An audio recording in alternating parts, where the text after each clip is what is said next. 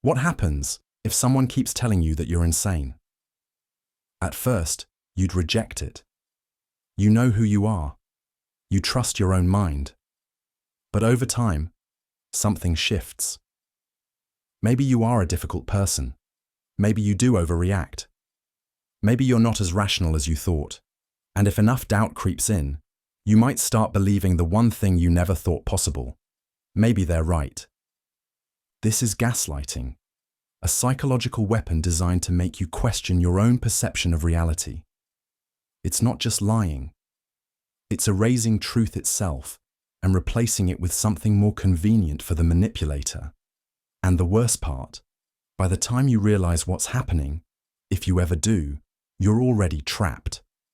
The term comes from a 1944 film, Gaslight, where a husband slowly convinces his wife that she's losing her mind. He dims the lights in their home, then denies that anything has changed when she notices. The goal? To make her doubt herself so completely that she becomes dependent on him. But this isn't just a movie trope. It's a real-world manipulation tactic used in toxic relationships, cults, politics, and even corporations. Gaslighting works because it destabilizes reality itself. It starts subtly. The manipulator denies things they've said or done, even when there's proof. I never said that. You're making things up. At first, you argue back. But over time, hearing the same denials over and over chips away at your confidence. Next, they attack your ability to think clearly. You're always so dramatic. You overanalyze everything. Soon, you start doubting your own judgment, convincing yourself that maybe you are the problem. Then comes emotional manipulation. Any reaction you have is dismissed. Why are you so sensitive? You always blow things out of proportion. The goal is to make you question your right to feel the way you do. Eventually, you start second-guessing your own emotions, apologizing when you shouldn't. And then, the final step, isolation. Gaslighters don't want you hearing outside perspectives, so they slowly cut you off from other influences. They tell you your friends are making you paranoid, that your family doesn't really understand you. Bit by bit, they become the sole authority on what's real. At this stage, they don't need to manipulate you anymore. You do it to yourself. You stop questioning them. You silence your own doubts before they even have a chance to surface. You accept their version of events, not because you want to, but because your mind no longer trusts itself to disagree. Gaslighting is terrifying because it doesn't just manipulate your thoughts, it rewrites who you are. It makes you abandon yourself, handing over control to someone else without even realizing it. And by the time you finally see the truth, if you ever do, it feels impossible to break free. Because how do you fight back when you don't even know what's real anymore? Brainwashing. In today's world, we see many people so brainwashed that they may seem completely disconnected from reality. They believe the unbelievable, defend the indefensible, and reject even the most obvious truths. But how does someone get to this point? What exactly is brainwashing? And what are the practical steps that make such a radical transformation possible? Brainwashing isn't just an idea from dystopian fiction. It's one of the most powerful and effective psychological manipulations in history. And the terrifying part? No one is truly immune to it. One of the most chilling real-world examples, the Jonestown Massacre. In 1978, over 900 people, including children, died after drinking cyanide-laced punch under the orders of cult leader Jim Jones. This wasn't a group of people who suddenly decided to follow a madman. They were conditioned, step by step, until their critical thinking was completely overridden. They truly believed they were making their own choices. That's the power of brainwashing. It doesn't force you to change. It makes you want to. So how does it actually happen? It follows a pattern: isolation, destabilization, indoctrination, and reinforcement. A process so effective that once it takes hold, escaping feels impossible. The first step is isolation. When you control the information someone has access to, you control their perception of reality. Jim Jones did this by moving his followers to a remote compound in Guyana, cutting them off from outside influences. In everyday life, this happens in media bubbles, extremist groups, and even in toxic relationships, where only one perspective is constantly reinforced. The more someone's worldview is shaped by a single source, the less they question it. Next comes destabilization, breaking down a person's mental defenses. This is done through exhaustion, fear, and confusion. Cults use long sermons, erratic punishments, and emotional breakdowns. Governments use constant crisis narratives, making people feel like the world is too chaotic to understand without their guidance. The more mentally drained someone becomes, the more they rely on the manipulator to make sense of things for them. Then comes indoctrination, implanting new beliefs. The key here is reward and punishment cycles. If you conform, you're praised. If you question, you're punished. In cults, doubting the leader means exile. In real life, questioning certain ideologies can get you socially ostracized. Over time, this conditioning rewires the brain, making the new belief feel natural, even when it was forced upon you.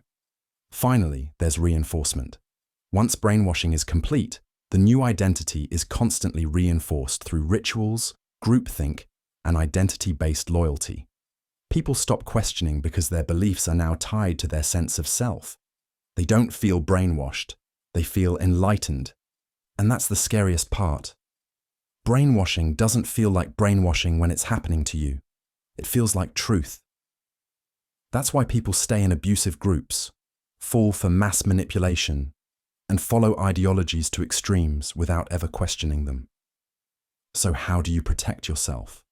The first step is awareness. Brainwashing works by making critical thinking feel unnecessary or even dangerous. The moment you feel pressured not to question something, that's a red flag.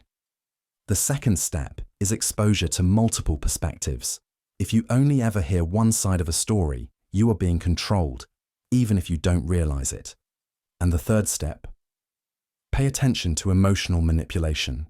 Fear, guilt, outrage. These are the tools used to override logic. Whenever your emotions are being used to shape your beliefs, stop and ask yourself, who benefits from me thinking this way? Because once your mind is rewritten, you won't even realize it happened. Love bombing. At first, it feels like something out of a movie. The attention is intoxicating. The affection is overwhelming. You've finally found someone who sees you, really sees you.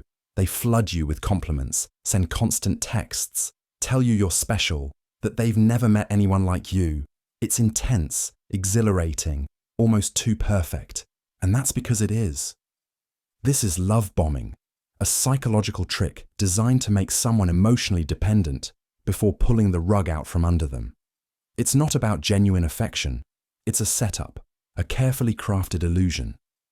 Love bombing works by hijacking the brain's reward system. When someone floods you with extreme positivity, your brain releases dopamine, the same neurotransmitter involved in addiction. It's a high, an emotional rush that feels impossible to walk away from. And that's exactly the point. In relationships, it might look like extravagant gifts, rushing intimacy, or intense declarations of love after only a few days. In friendships or workplaces, it's an instant connection, relentless praise, and flattery that feels almost surreal. But the real trick isn't in the excess, it's in the reversal. Because once the victim is hooked, the withdrawal begins. The good morning texts stop, the warmth fades, the compliments turn into cold indifference, or worse, criticism.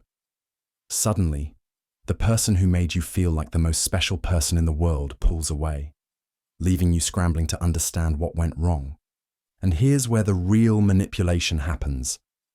Instead of recognizing the pattern, the victim blames themselves.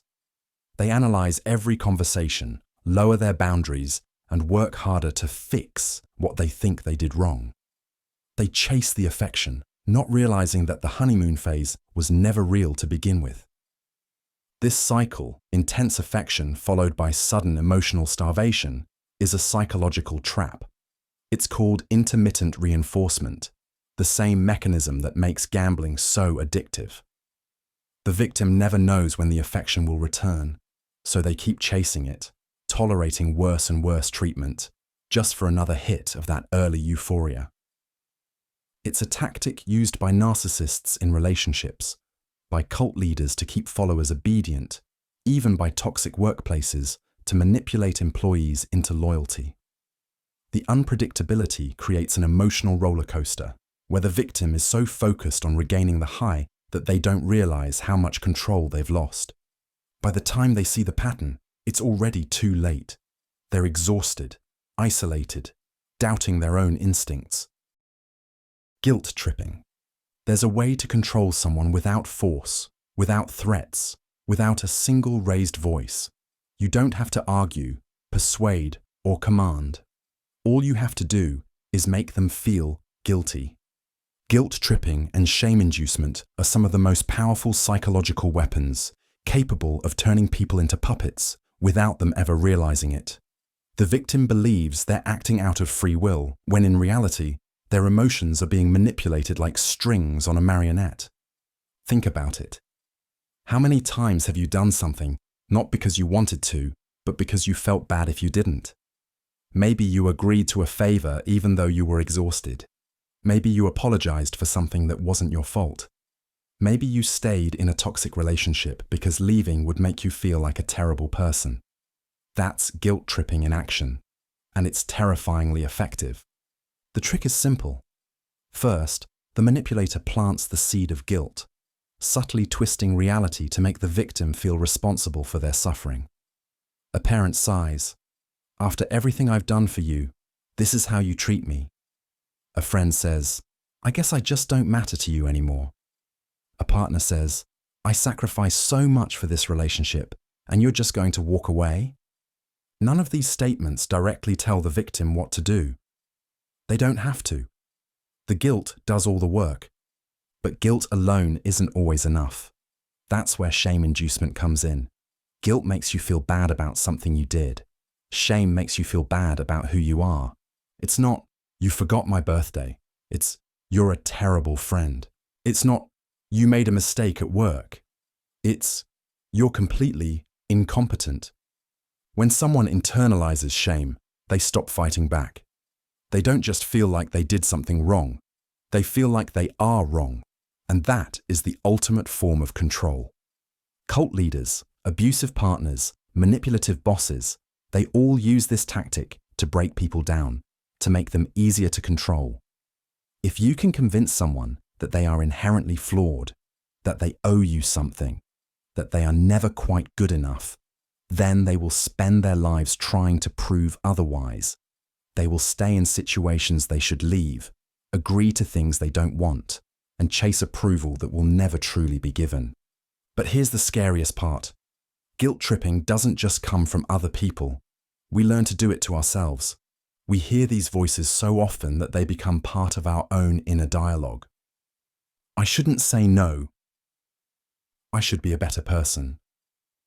I don't deserve to be happy. And once someone starts shaming themselves, the manipulation is complete. They no longer need anyone else to control them. So how do you break free? The first step is recognizing the pattern. Ask yourself, are you doing something because you truly want to, or because you're afraid of being seen as selfish, ungrateful, or a disappointment? Are you accepting blame that isn't yours? Are you constantly trying to earn approval that keeps moving just out of reach? Once you start questioning the guilt, you strip it of its power. Because the truth is, no one else gets to decide your worth. And the moment you stop playing their game, the spell is broken. Cultivating dependence. There's a reason cult leaders, abusive partners, and authoritarian regimes rarely use physical chains. They don't need to. The most effective way to control someone isn't to lock them up. It's to make them believe they can't survive without you. This is the dark art of engineered dependence, a psychological trick designed to make people abandon their own independence, willingly handing over control to someone else. And it works because it taps into something fundamental, the human need for connection.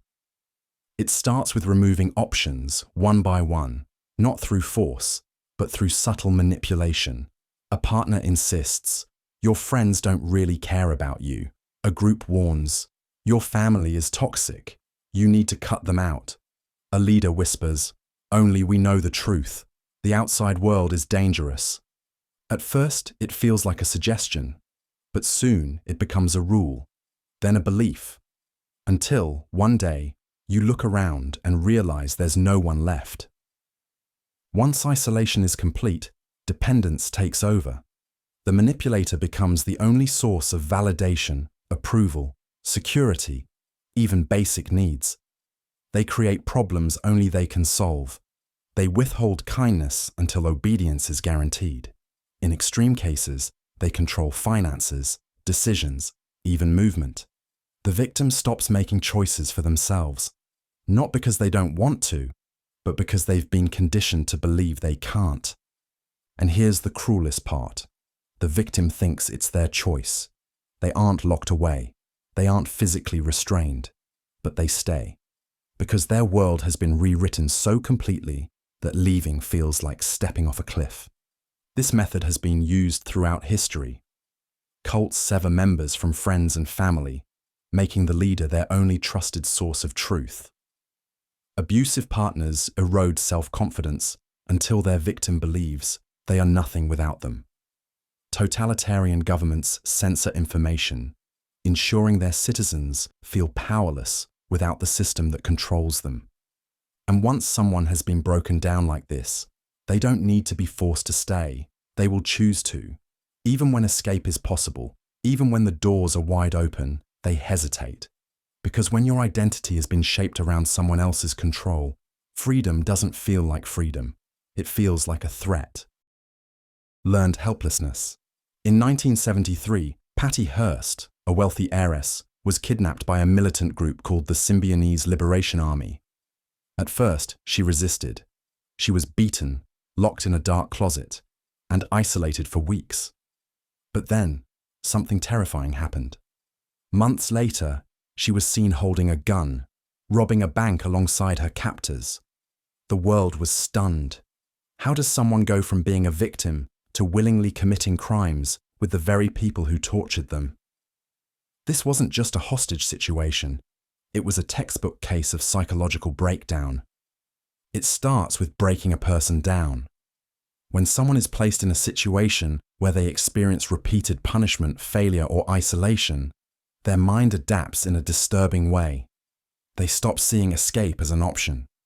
Even when the door is wide open, they don't run. This isn't just a theory.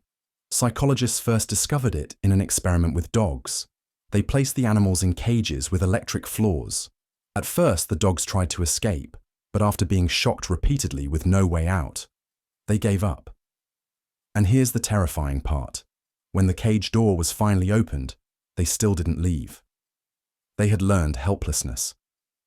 This is what makes victims of manipulation stay, even when a way out exists. How does this happen to people? It begins with unpredictable reward and punishment. One day, the captor is kind. The next, they're cruel. The victim never knows what to expect. Their brain becomes stuck in survival mode, too exhausted to fight back. Then comes self-doubt. The manipulator chips away at the victim's ability to think for themselves. They're told they're weak, foolish, incapable. Slowly, their confidence erodes to nothing. Eventually, they begin to believe they need their abuser to survive. Next is isolation. Friends, family, outside perspectives, all cut off. Without anyone to remind them of who they were before, their world shrinks. Their thoughts become controlled by their captor.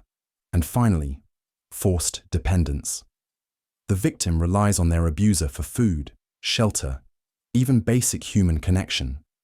By this stage, they might not just accept their captivity, they might defend it. Just like Patty Hearst did, they don't just stay. They become active participants in their own entrapment. This is why people remain in abusive relationships. Why prisoners of war form emotional bonds with their captors. And why high control groups keep their members submissive. It's not weakness. It's not stupidity. It's survival. The brain prioritizes safety over freedom.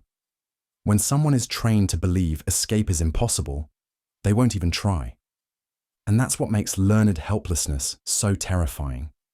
The most dangerous thing a manipulator steals isn't someone's freedom. It's their belief that freedom was ever possible in the first place. Stockholm Syndrome. There's a moment in every hostage situation where the victim should fear their captor, hate them, fight them, do whatever it takes to escape. But sometimes, something strange happens instead. The victim starts defending them, trusting them, even loving them. It sounds impossible, but it's not. The name Stockholm Syndrome comes from a 1973 bank robbery in Stockholm, Sweden. 4 hostages were locked inside a vault for 6 days, terrified and powerless. When the police finally rescued them, something bizarre happened. Instead of thanking their saviors, the hostages defended their captors. One even raised money for their legal defense. The world was baffled. How could victims side with the very people who threatened their lives? But this wasn't an isolated case. It happens in kidnappings, cults, abusive relationships, even prisoner of war camps. And the reason why is terrifying. Stockholm Syndrome isn't about weakness. It's about survival. When a person is trapped and powerless, their brain stops looking for ways to fight and starts looking for ways to cope. The captor controls everything: food, movement, even whether they live or die. And in that situation, the mind does something disturbing. It rewires fear into attachment. It starts with small acts of mercy. A kidnapper allows their hostage to eat. An abuser apologizes after an outburst. A cult leader offers protection from an outside threat. These tiny gestures create a twisted reality. The victim starts seeing their captor as their savior, not their oppressor. Because when someone is both the source of your fear and your comfort, your mind clings to the comfort. Then comes isolation. The victim is cut off from the outside world, forced to rely only on their captor's words. Over time, their own sense of self erodes.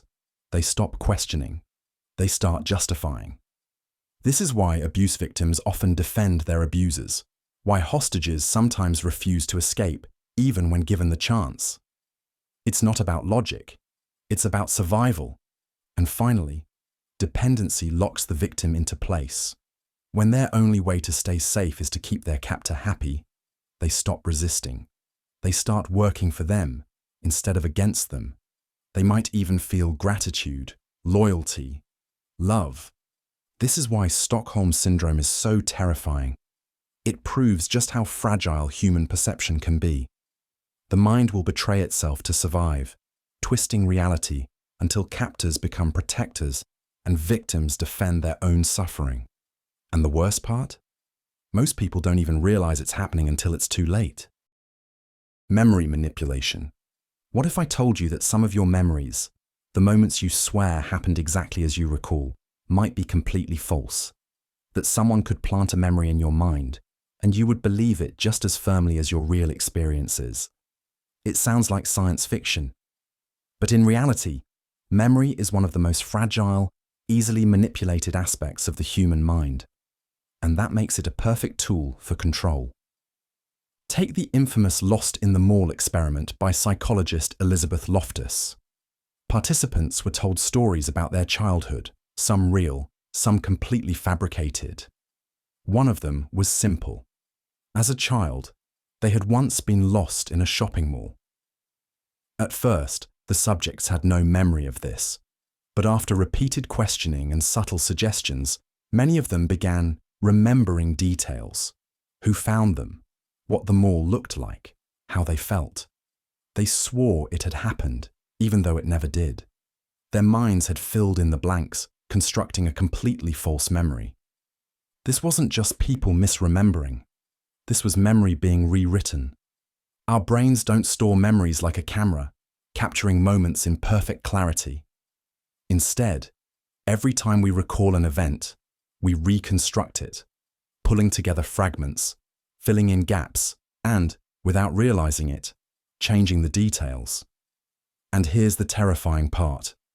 The more you recall a memory, the less accurate it becomes. This means that, with the right influence, someone can alter your past. They can change how you remember events, reshape your emotions, and even convince you of things that never happened. One of the easiest ways to manipulate memory is through suggestion. A simple phrase like, "Are you sure that's what happened?" Or "I remember it differently" introduces doubt. Your brain, wanting to maintain consistency, starts adjusting its recall to match the new version of events. Over time, you adopt the false memory as your own. Then comes reinforcement. If multiple people confirm the false memory, whether they're lying or just misremembering, it becomes reality. Social agreement is one of the most powerful tools for shaping memory because the brain values collective certainty over individual doubt. If everyone else remembers it that way, maybe you're the one who's wrong.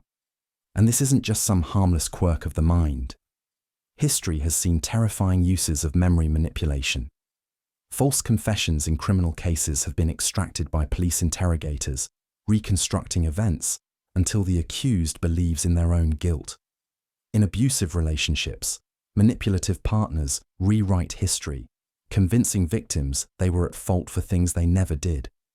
Governments and propaganda machines have altered historical narratives, reshaping public perception to serve their agendas. Memory is the foundation of identity. It shapes who we are, what we believe, and how we see the world. But what happens when someone else takes control of it? If your past can be rewritten, then so can your future. And by the time you realize your mind has been altered, if you ever do, it's already too late. Fear-mongering. Fear is the oldest form of control. It overrides logic, crushes independent thought, and turns people into willing followers. When someone is afraid, they don't analyze, they don't question. They just want to feel safe. And that's what makes fear-mongering and anxiety induction one of the most dangerous psychological tricks ever used. History is filled with examples of fear being weaponized to control entire populations. One of the most infamous, the Salem witch trials. In the late 1600s, paranoia gripped an entire town. People believed witches were lurking among them, hiding in plain sight. The fear became so overwhelming that neighbors turned against neighbors, accusations spread like wildfire, and logic ceased to exist. People confessed to crimes they never committed just to avoid execution, and those who didn't confess, they were sentenced to death anyway.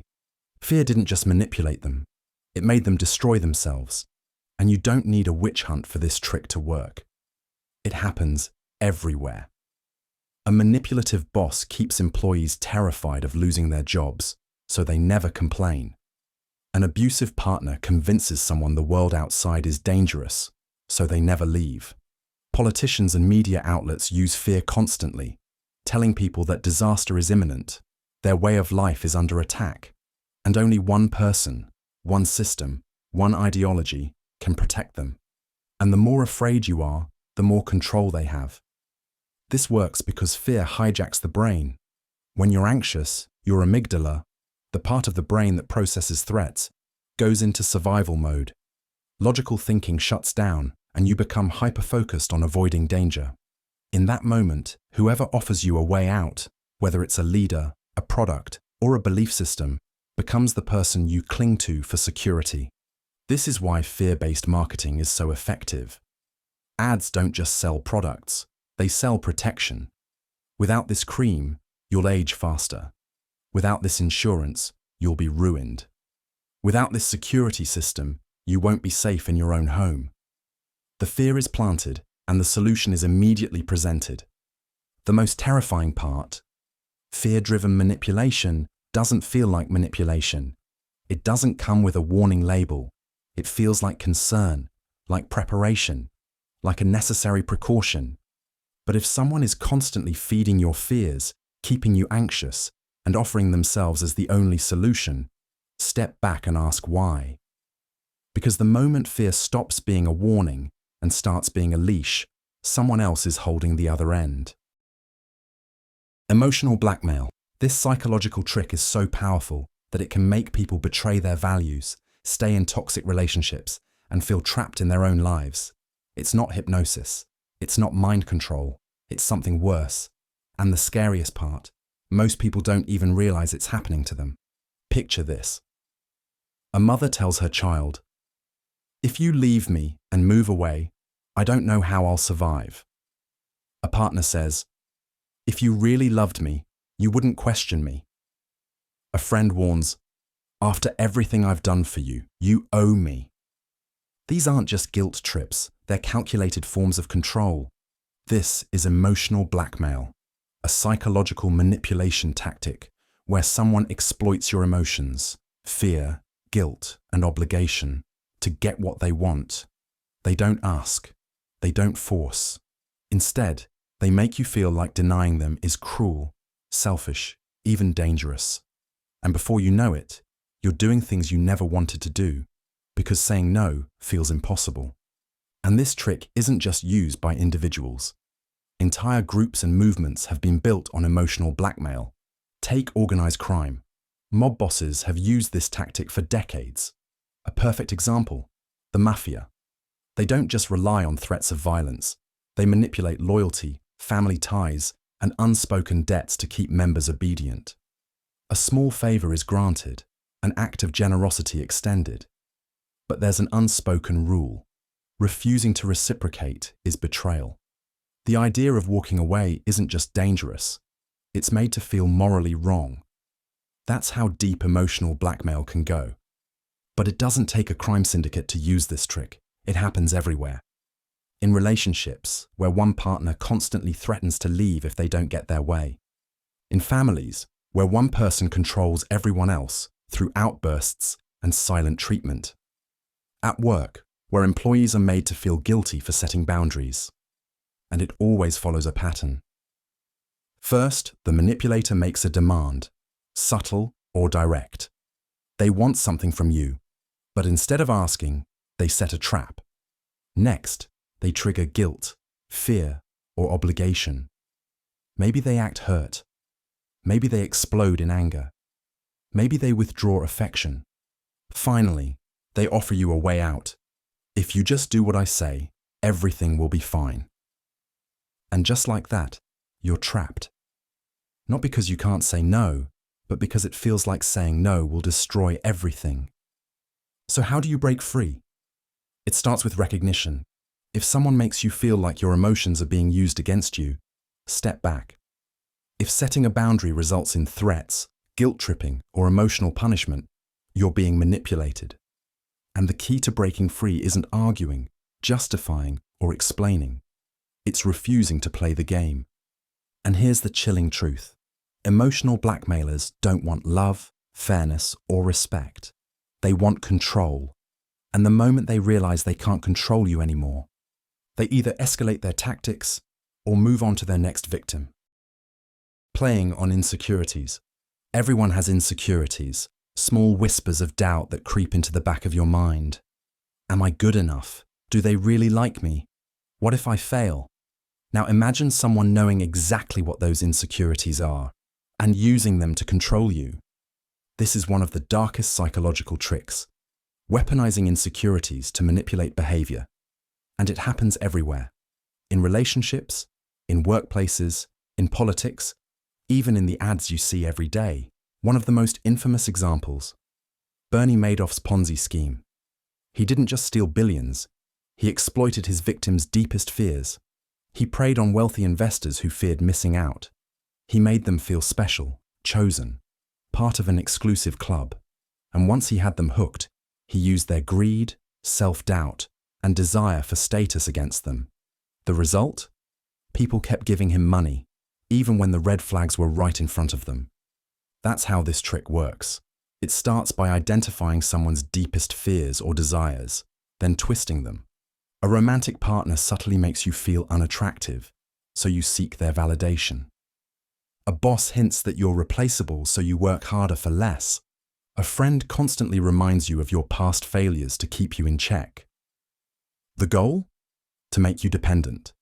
Dependent on their reassurance, their approval, their protection. And here's why it's so effective. Insecurities cloud judgment. When someone makes you feel like you're not good enough, you start to second-guess yourself.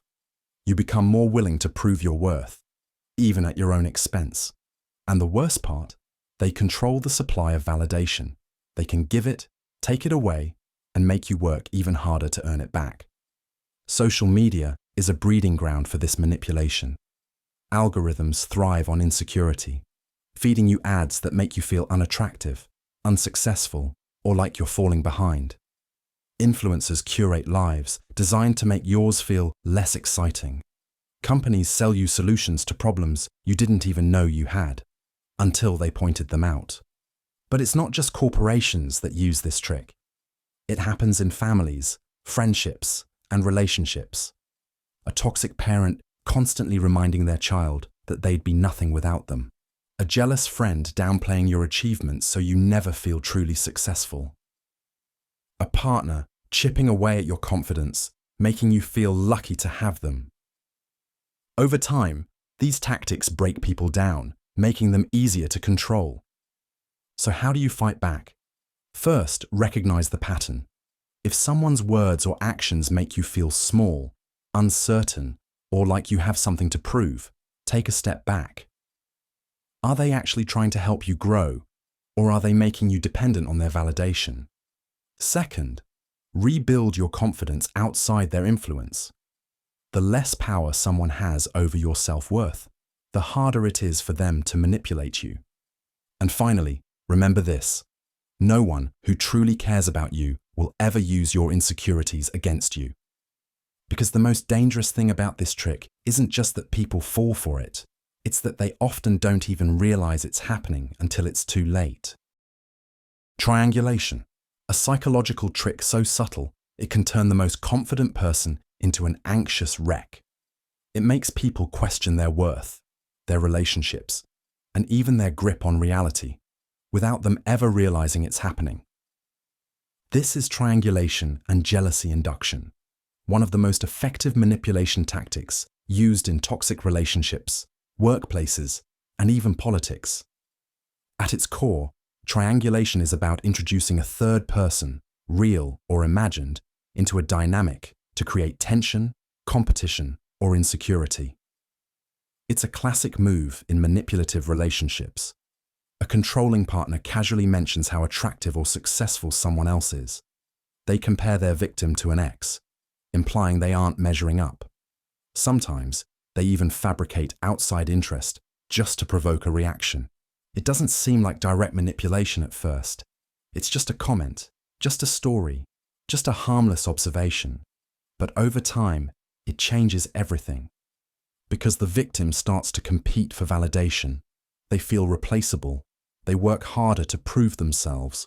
They stop focusing on whether the relationship is healthy and start obsessing over how to be good enough. Jealousy induction is the next step. Instead of just mentioning a third party, the manipulator actively stirs doubt and insecurity. They flirt in front of their partner. They praise someone else excessively. They make sure their victim sees the attention they supposedly receive. And with every calculated move, the victim grows more desperate for reassurance, because the more unstable they feel, the easier they are to control. And this isn't just in romantic relationships. It happens everywhere. In workplaces, a toxic boss pits employees against each other, constantly favoring one person over the rest to keep everyone on edge. In families, a parent compares their children, creating rivalry instead of connection.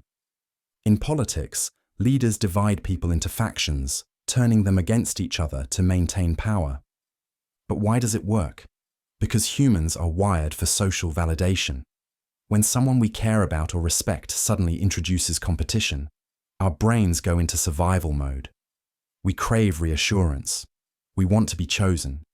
And that desperation makes us vulnerable, willing to do anything to regain favor. The true danger of triangulation is how it rewires thinking. It shifts the victim's focus from, is this relationship good for me, to what can I do to be good enough?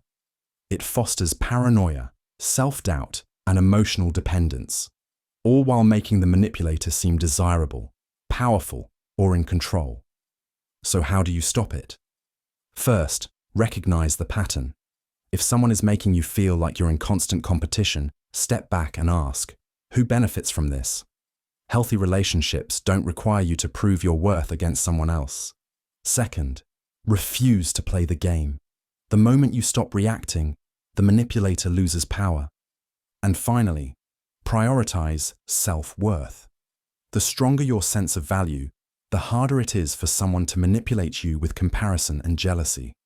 At its core, triangulation is a game of control, designed to keep people emotionally unstable and seeking approval.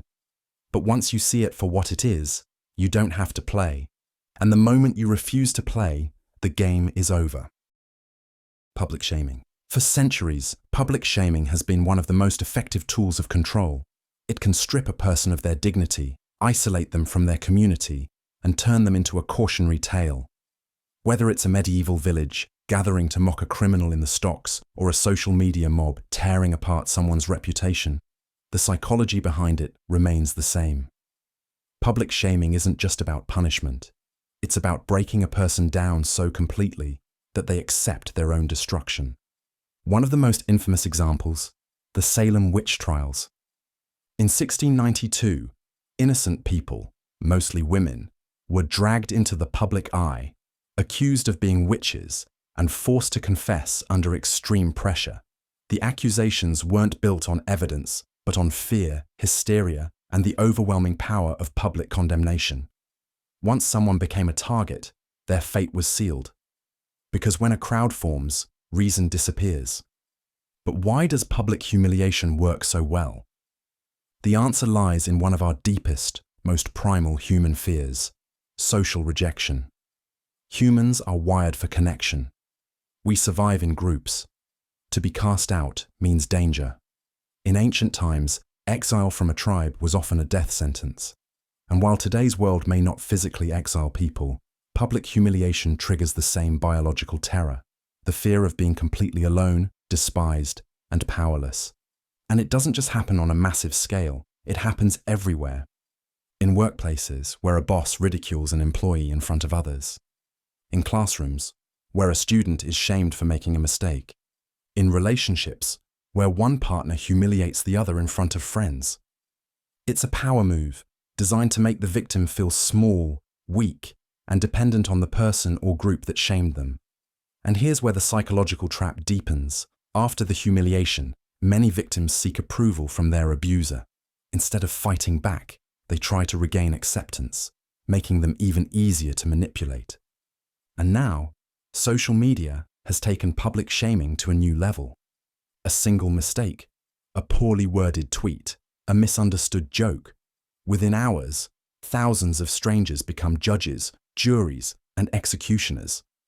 The larger the crowd, the less individual responsibility anyone feels. It becomes a feeding frenzy of outrage. And once someone has been branded as bad, the internet rarely forgives. But public shaming isn't just about punishing individuals, it's about controlling everyone else. When someone is humiliated in front of others, it sends a warning. Step out of line, and this could be you. It enforces social norms, not necessarily because they're right, but because the fear of humiliation is stronger than the will to resist. So how do you protect yourself against public shaming? The first step is to recognize its purpose. It is designed to control you through fear. The moment you understand that, the power of shame begins to weaken. Refusing to engage with it, standing your ground, and rejecting the guilt trap are the strongest ways to break free. Because the true trick of public humiliation is that it relies on one thing: your belief that you deserve it. And the moment you stop believing that, the spell is broken. Hoovering, one of the most deceptive tricks in psychological manipulation, doesn't come in the form of anger or threats. It doesn't push you away. It pulls you back in, just when you're about to break free. This is hoovering, a tactic designed to suck you back into a toxic cycle right when you think it's over. The term comes from the Hoover vacuum cleaner, because that's exactly what this manipulation does. It sucks you back in, just as you're gaining distance. It's used by narcissists, emotional abusers, and manipulators who can't stand losing control. And the trick works because it preys on hope, the hope that things will finally be different this time. A textbook example: Charles Manson and his cult followers. When members of his family tried to leave, he didn't always use threats. Instead, he lured them back in with affection, validation, and a false sense of belonging. He made them feel special, irreplaceable, and convinced them the world outside would never understand them the way he did. The goal wasn't just to bring them back, it was to make them willingly surrender control all over again. But how exactly does hoovering work? It's never just one approach. The love bomb. Hoover. The manipulator suddenly floods you with affection. They say they've changed. They remember your favorite songs, send nostalgic messages, remind you of the good times. They become the person you always wish they were, but only for as long as it takes to get you back. The pity Hoover. If love doesn't work, guilt is next. They claim they're struggling. Maybe they're depressed, sick, or going through a crisis. They make you feel responsible for their suffering. They don't ask you to come back outright, but they make sure you feel like a bad person if you don't. The anger Hoover. And if guilt fails, they lash out. They blame you, call you heartless, try to make you jealous by posting about how much happier they are without you. But the goal isn't to move on. It's to provoke a reaction, any reaction, to keep you emotionally hooked. And here's why it works. The brain craves closure. Every moment of kindness makes you forget the cruelty. Every moment of cruelty makes you crave the kindness again. It's not a single manipulation. It's a pattern, a push and pull cycle designed to keep you from ever fully letting go. So, how do you protect yourself? Recognize hoovering for what it is. Not a genuine attempt to reconnect, but a tactic of control. The second you see it for what it is, it loses its power. Block contact. Cut the ties completely. Don't engage, not even to explain why. Hoovering only works when there's a response. Without one, the manipulator loses their grip. Because walking away is hard, but staying in the cycle, that's where the real danger lies. And the only way to win, don't play the game. Cognitive dissonance. People will defend something, even when it's wrong, even when it hurts them, even when reality is screaming at them to stop. But this isn't just stubbornness, it's a psychological trap, a mental battlefield where, without even realizing it, you're forced to justify your own suffering. This is cognitive dissonance amplification, one of the most dangerous manipulation tactics, designed to make people double down instead of walk away.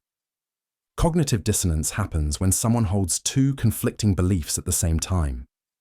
It creates an unbearable tension in the mind, a deep, unsettling discomfort that we are hardwired to resolve. Imagine being loyal to a leader, a relationship, or an ideology, only to be confronted with undeniable proof that it's harmful, corrupt, or even false.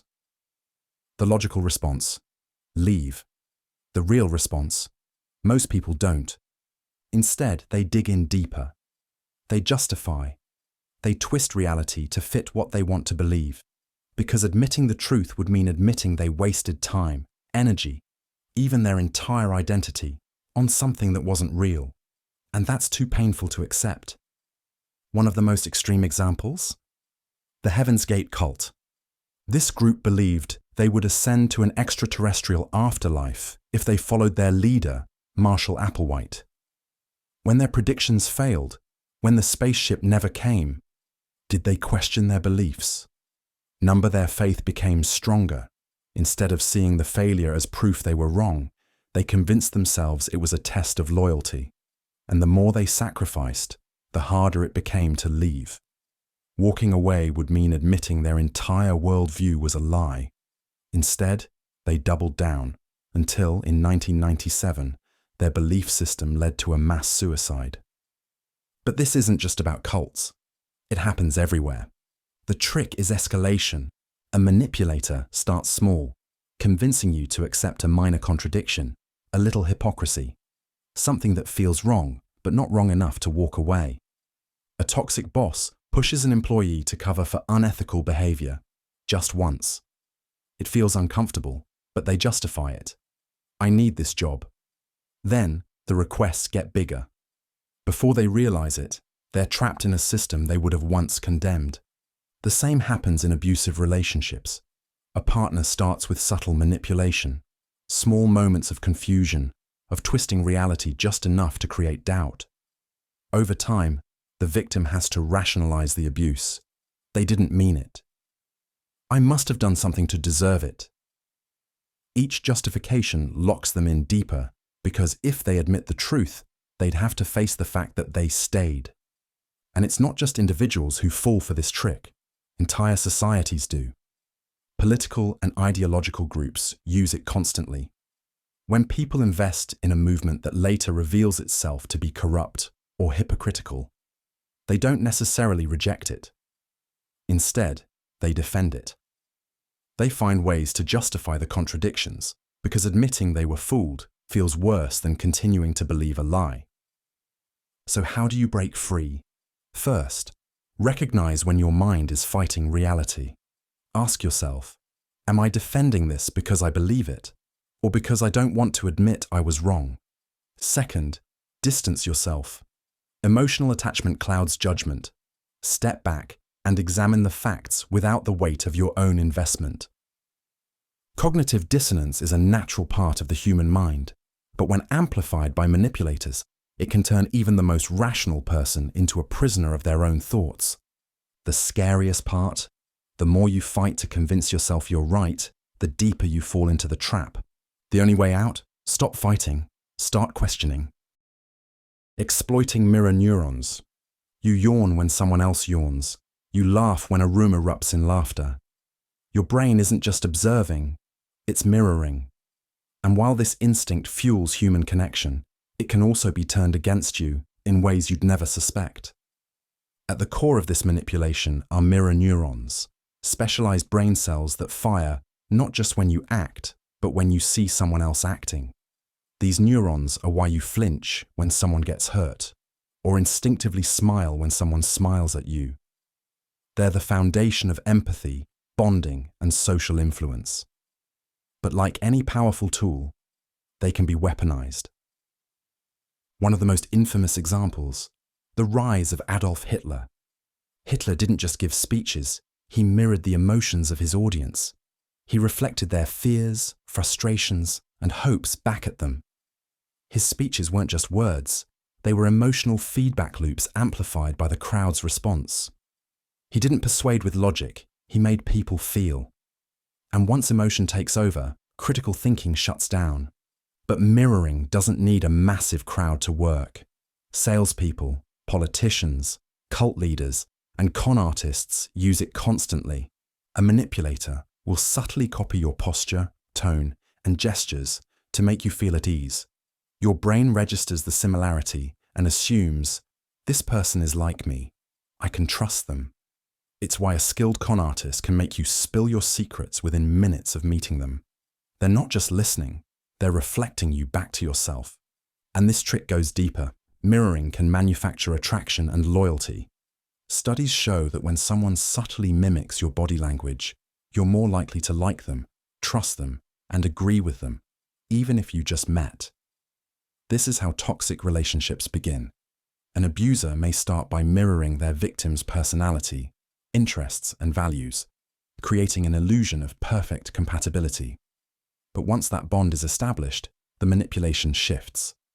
The abuser no longer mirrors, but controls, knowing their victim is too emotionally invested to leave. And this trick isn't just used by individuals. It's built into the systems we interact with every day. Social media algorithms act as digital mirror neurons. Ever notice how platforms feed you content that aligns with your existing beliefs? That's not an accident. The algorithm reflects back what you already think and feel, strengthening your biases and filtering out anything that challenges them. Over time, this creates echo chambers, polarization, and an inability to see other perspectives. So how do you protect yourself? First, recognize when you're being mirrored. If someone copies your mannerisms too closely or reflects your emotions too perfectly, pause and question their intentions. Second, disrupt the pattern. Change your posture, shift topics, or introduce an unexpected idea. A genuine person will flow naturally with the conversation. A manipulator will struggle. They rely on predictability to maintain control. Mirror neurons make us human. They help us connect, learn, and empathize. But in the wrong hands, they become a tool for manipulation, turning your own instincts against you. And the most terrifying part? When done well, you won't even realize it's happening. Exploiting empathy. Most people see empathy as a strength, the foundation of trust, connection, and human kindness. But in the wrong hands, it's a weapon, one that can be twisted, exploited, and used to control. The most dangerous manipulators don't force their victims into submission. They make them feel like they're choosing it. Take Munchausen's syndrome by proxy, a disturbing example of weaponized empathy. A caregiver fabricates or induces illness in someone under their care, often a child, convincing them that they're sick. The victim suffers real pain, becomes completely dependent, and never questions the person hurting them, because they believe they're being helped. Meanwhile, the abuser enjoys the sympathy, attention, and control that come from being seen as a devoted caretaker. This is how manipulators trap people using their own compassion against them. The trick is simple. Create a problem that makes someone feel responsible, then present yourself as the only solution. It starts with subtle guilt, statements like, "You're the only one who understands me. If you leave, I don't know what I'll do." The goal: make the target feel irreplaceable while slowly eroding their autonomy. And if someone resists, that's where compassion fatigue comes in. The manipulator increases their emotional demands, overwhelming their victim until they break down from exhaustion. At some point, giving in feels easier than resisting. And this technique is everywhere.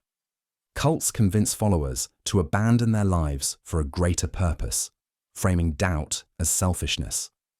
Toxic relationships trap one partner in endless cycles of pity and guilt, forcing them to stay. Scammers pose as victims, sending desperate messages that make you feel like you're the only person who can help. And the scariest part? The more empathetic someone is, the easier they are to manipulate. Because once your compassion becomes an obligation, you stop seeing the trap and start justifying the chains. Obligation. A small favor can feel harmless, even thoughtful.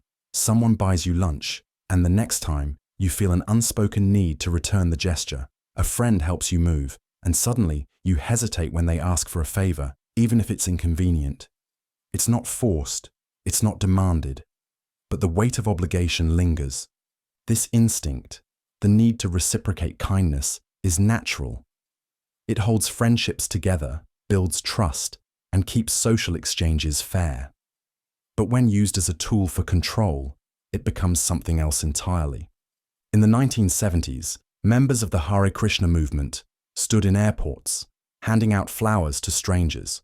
No catch, no expectation, just a gift. But moments later, they would ask for a donation. And most people, even those who didn't want the flower, gave them money. Not because they had to, but because they felt they should. A simple act of generosity became a carefully crafted trap, bringing in millions of dollars from people who simply didn't want to seem ungrateful. This is how the reciprocity principle works. It doesn't demand. It makes you feel like saying no is wrong. It starts with small things, a compliment, a favor, a helping hand, until the sense of debt grows. And when someone calls in that debt, rejecting them feels like breaking an unspoken contract. In personal relationships, this kind of obligation can turn into quiet manipulation. A partner showers you with gifts and attention, then later reminds you how much they've done for you when they need something in return. A friend who has always been generous suddenly makes you feel guilty for not being as available as they want. The balance shifts, and what once felt like kindness becomes something you can't refuse. This tactic extends beyond personal interactions. Businesses give free samples because they know people are more likely to buy after receiving something at no cost. Charities send small gifts in the mail before asking for donations, making it harder to ignore the request. Scammers pretend to help before making their ask, ensuring you feel obligated to return the favor. And the weight of obligation isn't easy to shake. It lingers, making people stay in bad situations, agree to things they wouldn't normally accept, and hesitate when they should walk away. Recognizing this trick is the first step to avoiding it. Not every favor needs to be repaid. Not every act of kindness comes with strings. If saying no makes you feel guilty, ask yourself, was this really a gift, or was it a transaction disguised as one? Divide and conquer. Two people, once inseparable, suddenly find themselves questioning everything about each other. The trust they built over years starts to crack, not because of anything they did, but because someone else wanted it that way. A rumor here, a twisted truth there. Small calculated actions designed to drive a wedge between them. And once that wedge is deep enough, the person who planted it owns the game. This is divide and conquer, a manipulation strategy so effective that it has been used for centuries to control groups, dismantle alliances, and consolidate power. It works by breaking apart unity, making sure people are too distracted by conflict to notice who's pulling the strings. History is full of examples. The British Empire used this strategy to control vast territories, turning local groups against each other so they were too busy fighting among themselves to challenge colonial rule. Authoritarian leaders do the same, stoking division among their people, whether through political factions, social groups, or manufactured outrage, to prevent anyone from uniting against them. But this isn't just a strategy used on grand scales. It happens in everyday life. A manipulative boss pits employees against each other, ensuring no one trusts their co-workers enough to push back against unfair treatment. A toxic partner creates tension between their significant other and their friends or family, making sure they become the only trusted influence. Narcissists thrive on this trick, subtly spreading misinformation to make sure no one around them forms a strong enough bond to resist their control. The key is isolation. When people no longer trust each other, they become dependent on the manipulator. They seek validation, approval, and direction from the only person who seems reliable, the one who caused the division in the first place. That's when control is complete.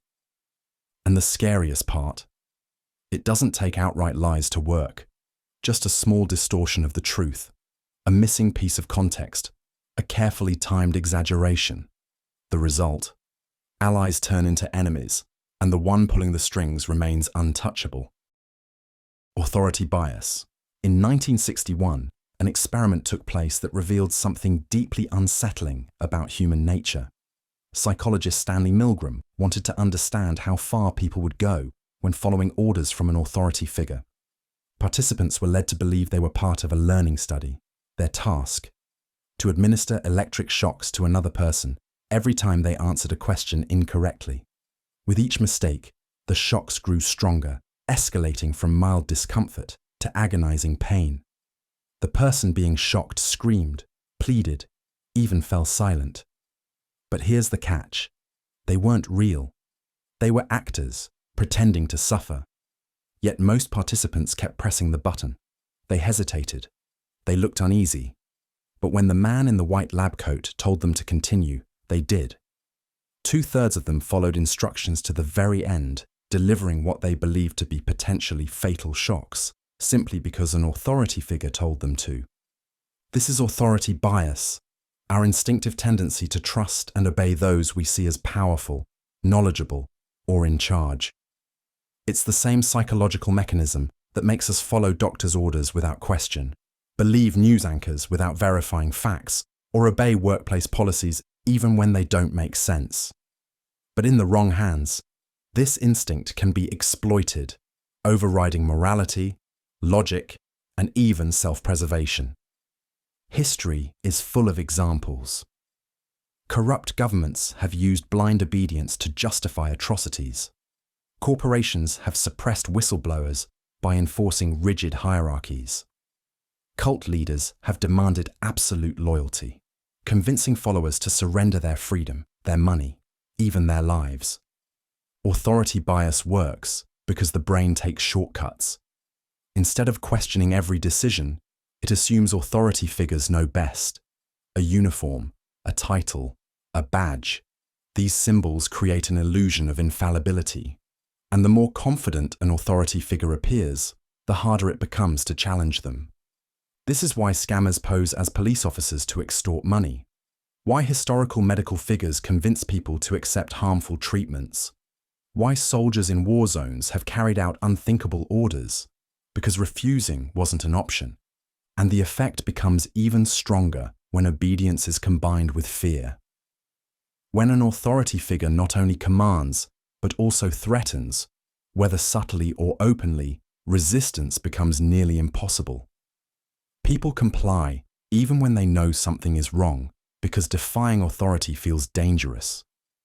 The most disturbing part? You don't even need real authority to exploit this bias, just the illusion of it. A uniform, a fake badge, a confident tone, these are often enough to make people comply without question. The most effective tricks don't force people into submission. They make them willingly hand over control. Scapegoating.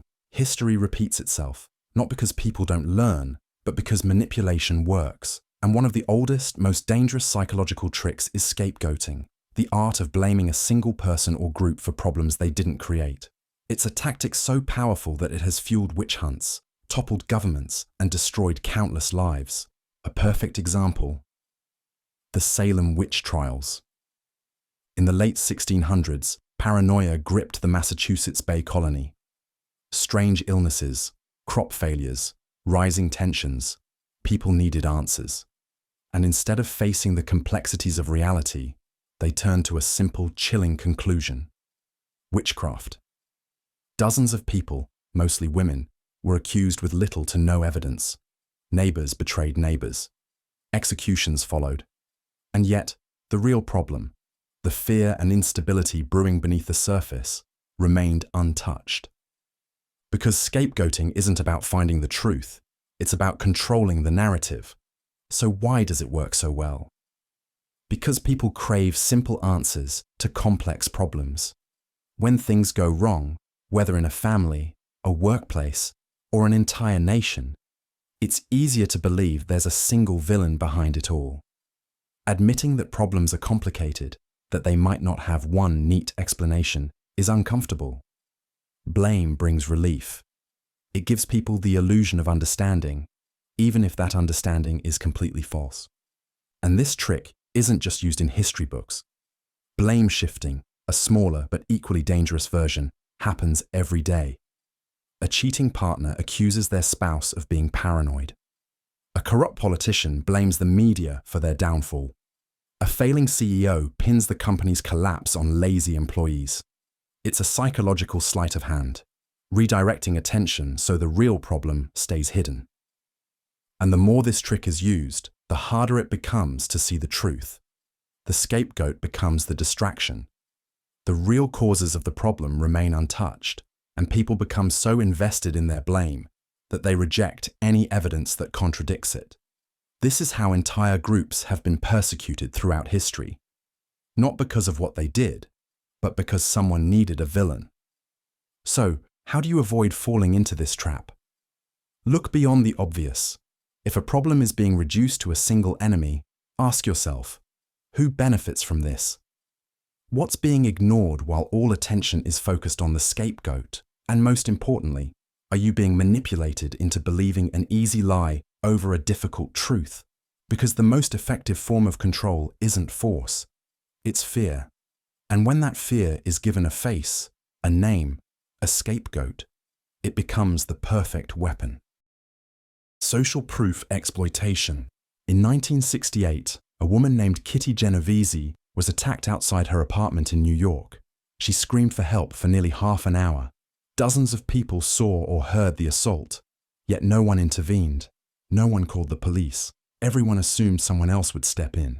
This chilling effect is known as social proof, a psychological bias so deeply ingrained that it influences almost every decision we make. It's the instinct to follow the crowd, to assume that if many people believe or do something, it must be right. It's why people flock to restaurants with long lines, why trends take off overnight, and why misinformation can spread faster than truth. But when social proof is manipulated, it becomes a weapon. Advertisers use it constantly. They tell you millions of people love their product, that it's a #1 bestseller, or that everyone is switching to a new service. You might have never looked into it yourself, but the illusion of mass approval makes you instinctively trust it. Even a handful of fake reviews can be enough to push someone toward a purchase. Scammers use the same trick. Ever seen a product flooded with glowing but suspiciously similar reviews? A cryptocurrency hyped up by bots on social media? A sudden surge of accounts promoting a false narrative? These tactics manufacture credibility where none exists. It's the same method used by cults, Ponzi schemes, and propaganda machines. Make people believe everyone else is doing it, and they'll follow. But the real danger of social proof isn't just in marketing, it's in how it controls behavior in groups. Studies show that the more people witness an emergency, the less likely anyone is to help. It's called the bystander effect. Everyone assumes someone else will take responsibility. And in extreme cases, social proof fuels mob mentality. A person who would never commit violence alone might do so in a crowd because it feels justified. Morality gets outsourced. If no one else is stopping it, it must be okay. And here's where it gets unsettling. It doesn't take much to trigger social proof. A few planted opinions, a handful of fake followers, a carefully orchestrated trend, and suddenly, the illusion becomes real. Once enough people believe something, even skeptics start to fall in line.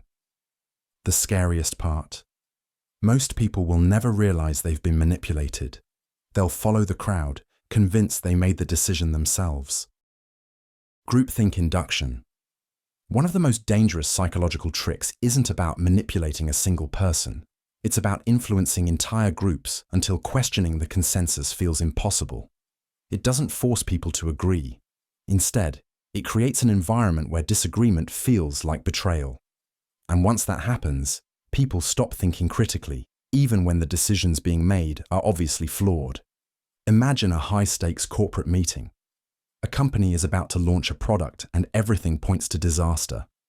Market research shows customers won't buy it. Engineers warn about technical failures, and some executives have private doubts. But in the room, there's nothing but agreement. No one speaks up. No one challenges the decision, not because they don't see the problem, but because no one wants to be the outlier. This is groupthink, a psychological phenomenon where the need for unity overrides logic, skepticism, and even self-preservation. When people are part of a group, they instinctively prioritize harmony. Dissent feels uncomfortable. Doubt makes you an outsider. And when the loudest, most dominant voices set the tone, everyone else follows, often without realizing it. It happens gradually.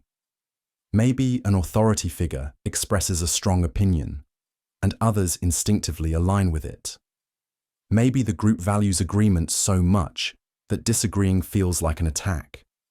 Over time, the pressure to conform becomes stronger than the pressure to be right.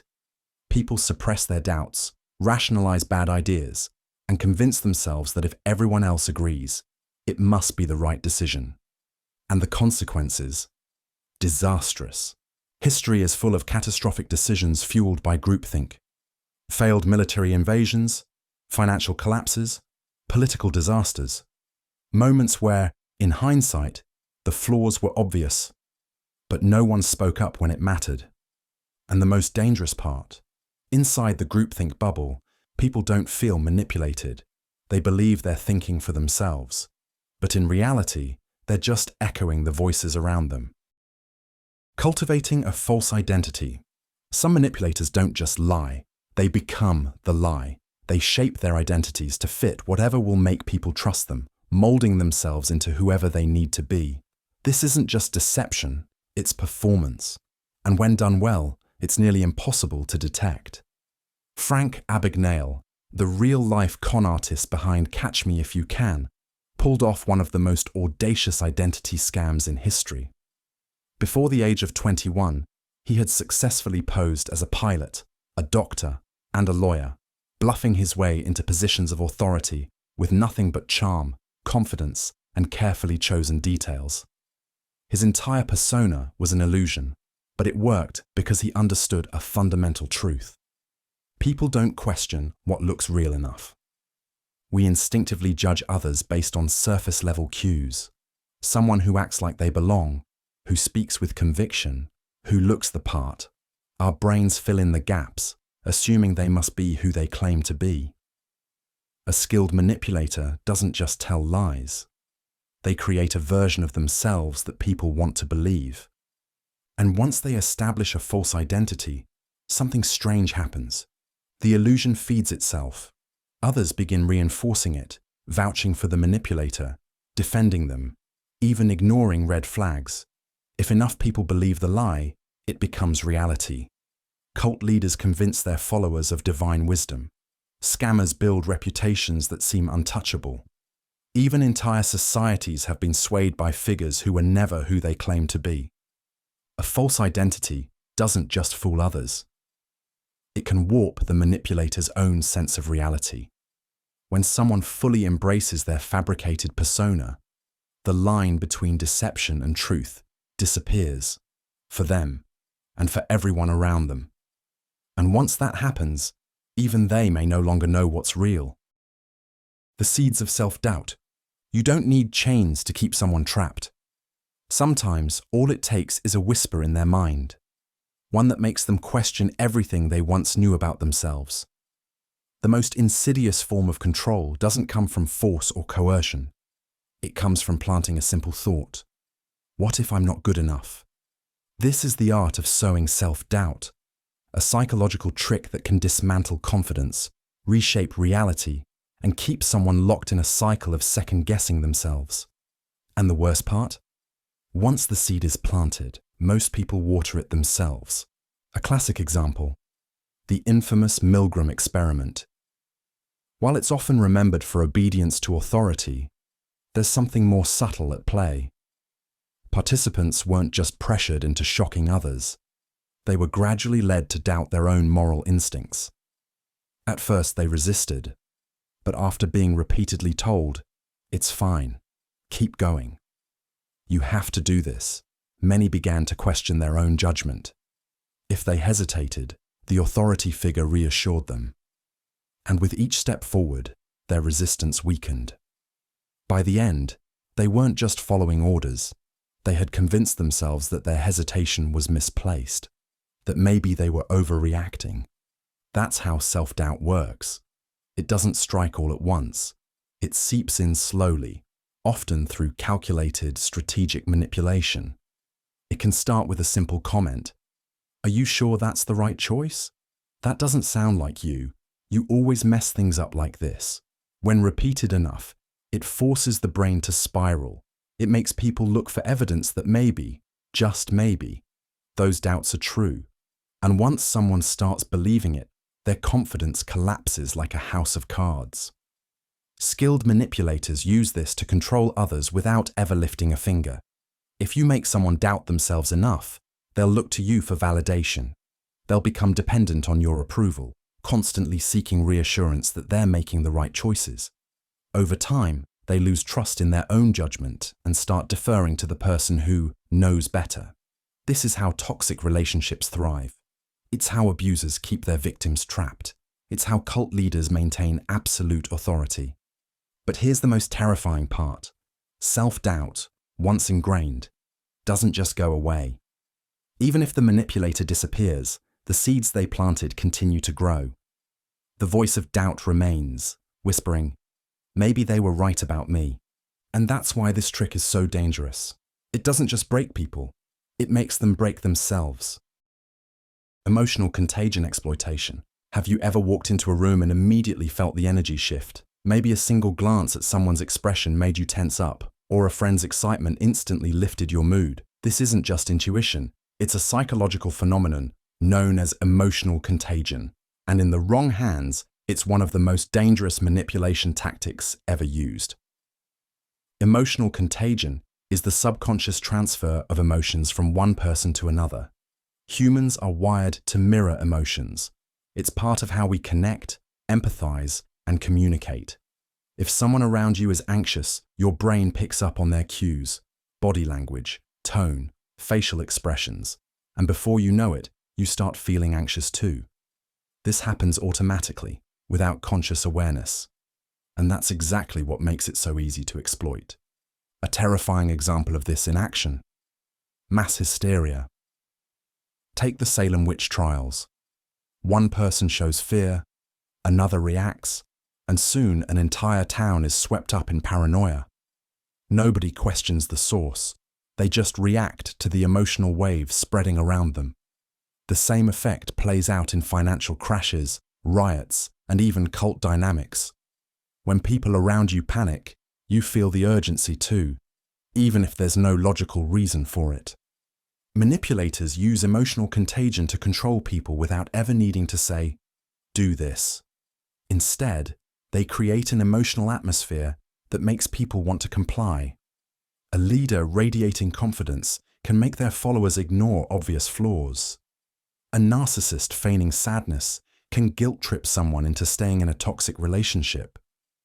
A salesperson hyping up a product can make you feel like you need to buy it, simply because their enthusiasm is infectious. Studies show that even faked emotions can trigger genuine responses. A manipulator can manufacture anger, fear, or excitement, and the people around them will absorb and reflect those feelings without realizing they're being played. And once you're emotionally hooked, your ability to think critically starts to fade.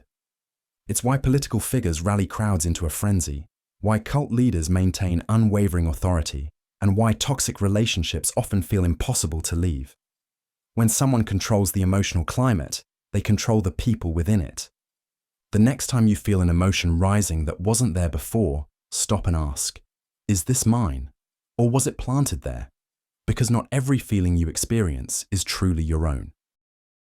The illusion of choice. You think you're in control.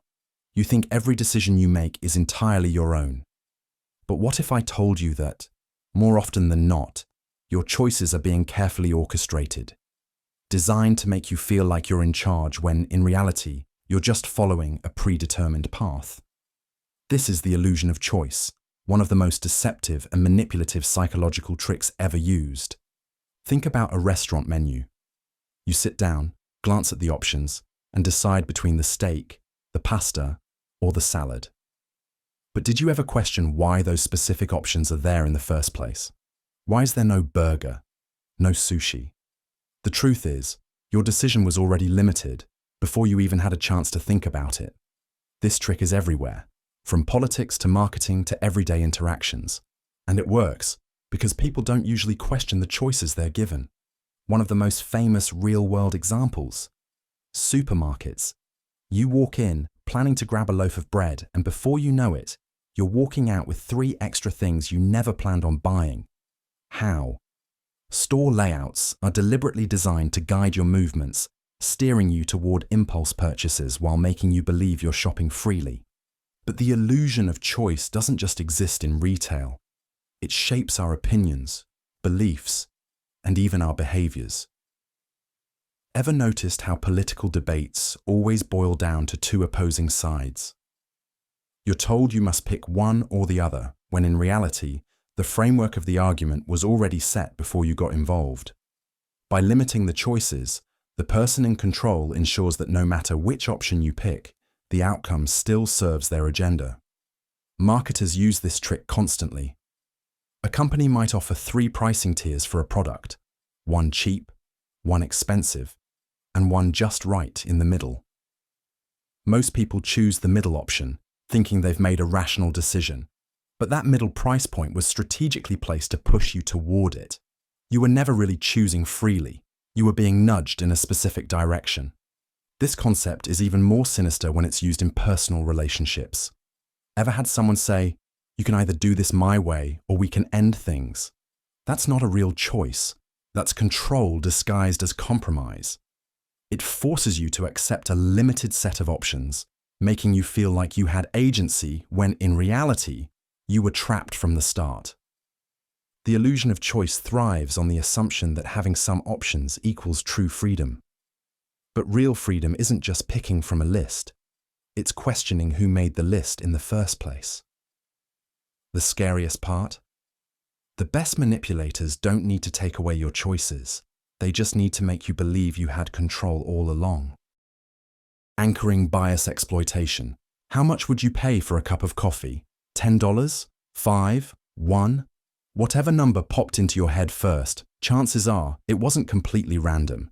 It was anchored to something. Maybe the price of coffee at your favorite cafe, maybe a ridiculous $10 figure I just mentioned. But what if I told you that your perception of value, fairness, and even reality itself can be hijacked by a simple trick known as anchoring bias?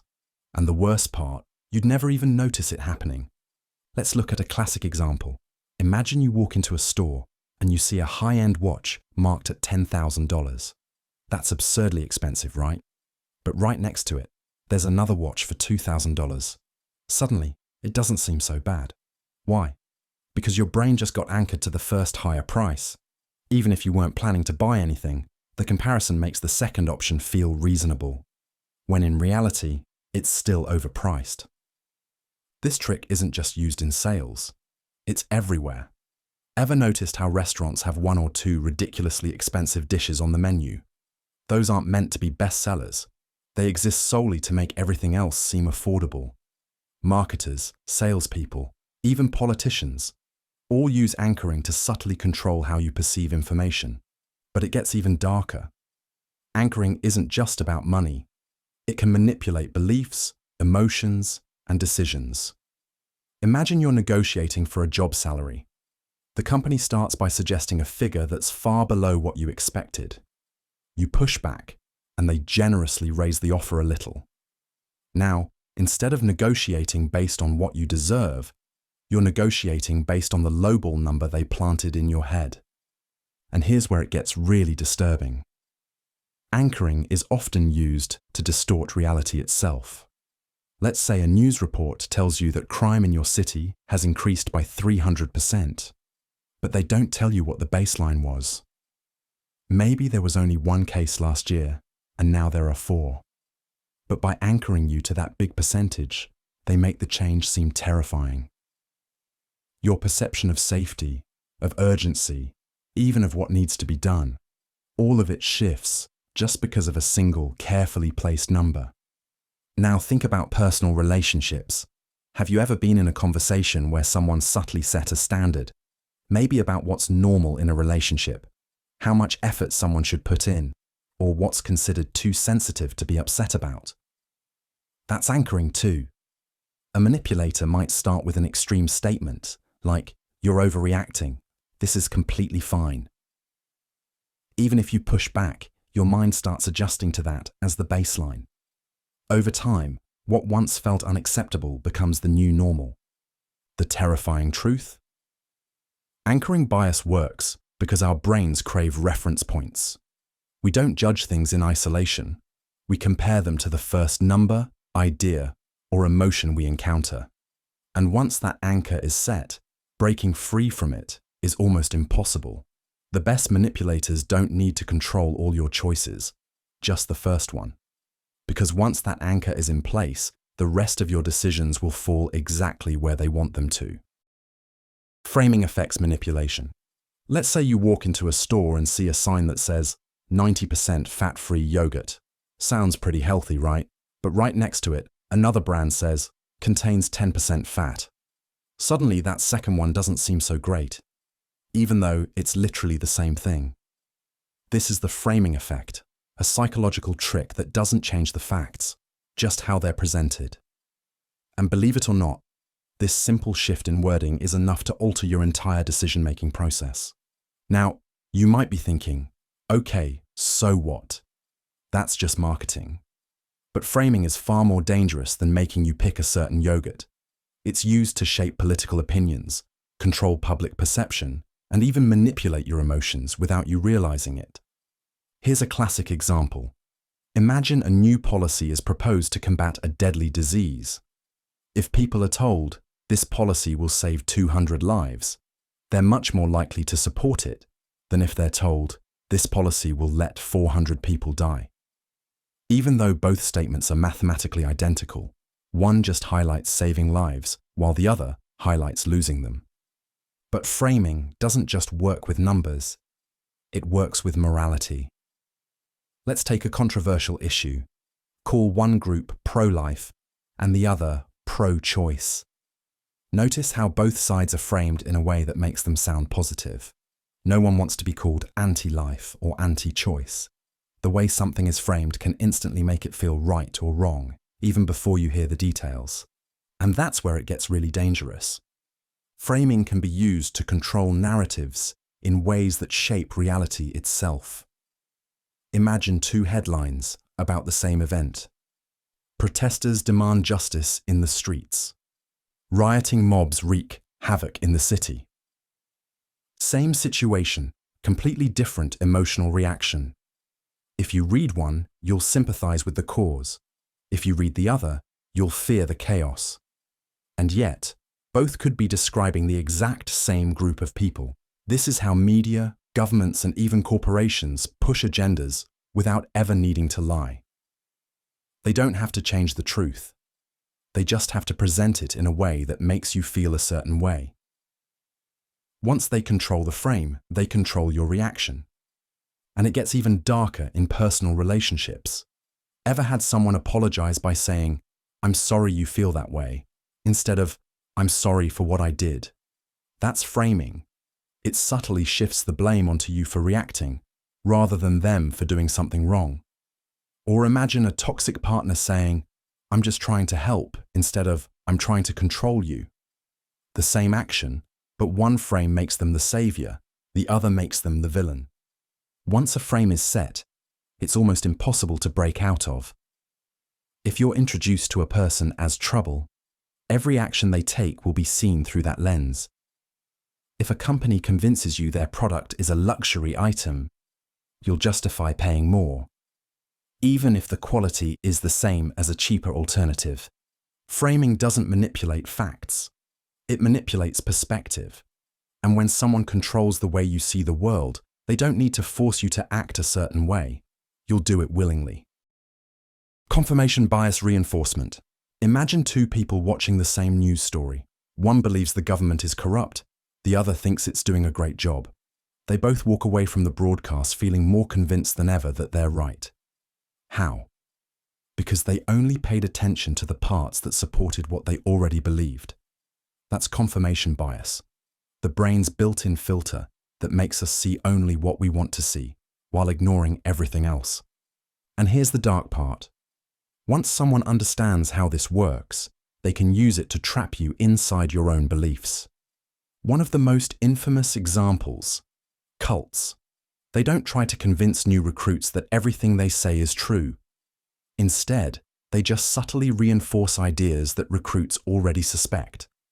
If someone is disillusioned with society, the cult doesn't argue with them. It amplifies that frustration, feeding them only the information that makes them angrier at the outside world. Eventually, they stop questioning and only accept ideas that confirm what the cult wants them to believe. The same principle is used in politics. Ever wonder why people get sucked into echo chambers? It's because reinforcing confirmation bias is more powerful than changing someone's mind. Social media algorithms are built on this. If you click on an article that aligns with your opinion, your feed floods with more of the same, reinforcing your views over and over. Over time, it creates the illusion that everyone agrees with you, because anything that contradicts your beliefs is filtered out before you even see it. And it doesn't stop at politics or cults. It's everywhere. Think about conspiracy theories. Once someone believes the Earth is flat, any evidence proving them wrong is dismissed as a cover-up. The more you try to argue, the deeper they dig into their belief, because their brain is actively rejecting anything that challenges it. Marketers and scammers know how to exploit this too. They don't sell you a product by convincing you it works. Instead, they find people who already suspect it works and give them proof that confirms their suspicions. Testimonials, selective data, and emotionally charged language make sure you focus on only the positive results, ignoring anything that contradicts them. Even in everyday relationships, This trick is used to manipulate people. A toxic partner doesn't try to convince you that they're perfect. Instead, they feed into your existing fears, whether it's self-doubt, abandonment issues, or insecurity. They make sure that any situation can be twisted to confirm what you already fear. See, everyone leaves you in the end. Over time, this erodes your ability to see reality clearly because your brain starts filtering out anything that contradicts those fears. Confirmation bias doesn't just make us ignore the truth, it makes us actively fight against it. Once you're caught in its grip, even undeniable facts feel like an attack. People don't just hold on to false beliefs, they defend them, because admitting they're wrong feels like a personal threat. That's why the most effective manipulators don't try to argue with you. They don't present new evidence or force you to believe something different. They simply control the flow of information, making sure that everything you see and hear confirms what they want you to believe. And once that happens, they don't need to change your mind. You'll do that yourself. The Baader-Meinhof Phenomenon. You ever notice that the moment you learn about something, it suddenly starts appearing everywhere? You hear a weird phrase for the first time, and now it's in every conversation. You see a rare car on the street, and now it's parked on every corner. It's not magic. It's not a conspiracy. It's a psychological trick your own brain plays on you, and it can be weaponized against you. This is called the Baader-Meinhof Phenomenon, also known as frequency illusion. Once your brain latches onto a concept, it starts filtering the world differently. The information was always there, but your mind is now tuned to recognize it, and that makes it feel like reality itself is changing. Here's where it gets dark. This psychological quirk can be exploited to manipulate what you believe, how you think, and even how you behave, without you realizing it. Let's say someone wants to control a narrative. They introduce an idea subtly. Maybe you see a tweet, overhear a conversation, or watch a video casually mentioning it. At first, it means nothing, but then you start noticing it everywhere. It's in news headlines, social media feeds, casual discussions, and suddenly, it feels like a universal truth. But it's not. It's just your brain being hacked. Marketers use this to sell products. A brand makes sure you randomly encounter their name multiple times a day, making it feel more popular than it actually is. Politicians use it to push ideologies. One repeated phrase, one carefully planted idea, and suddenly it feels like the whole world believes it.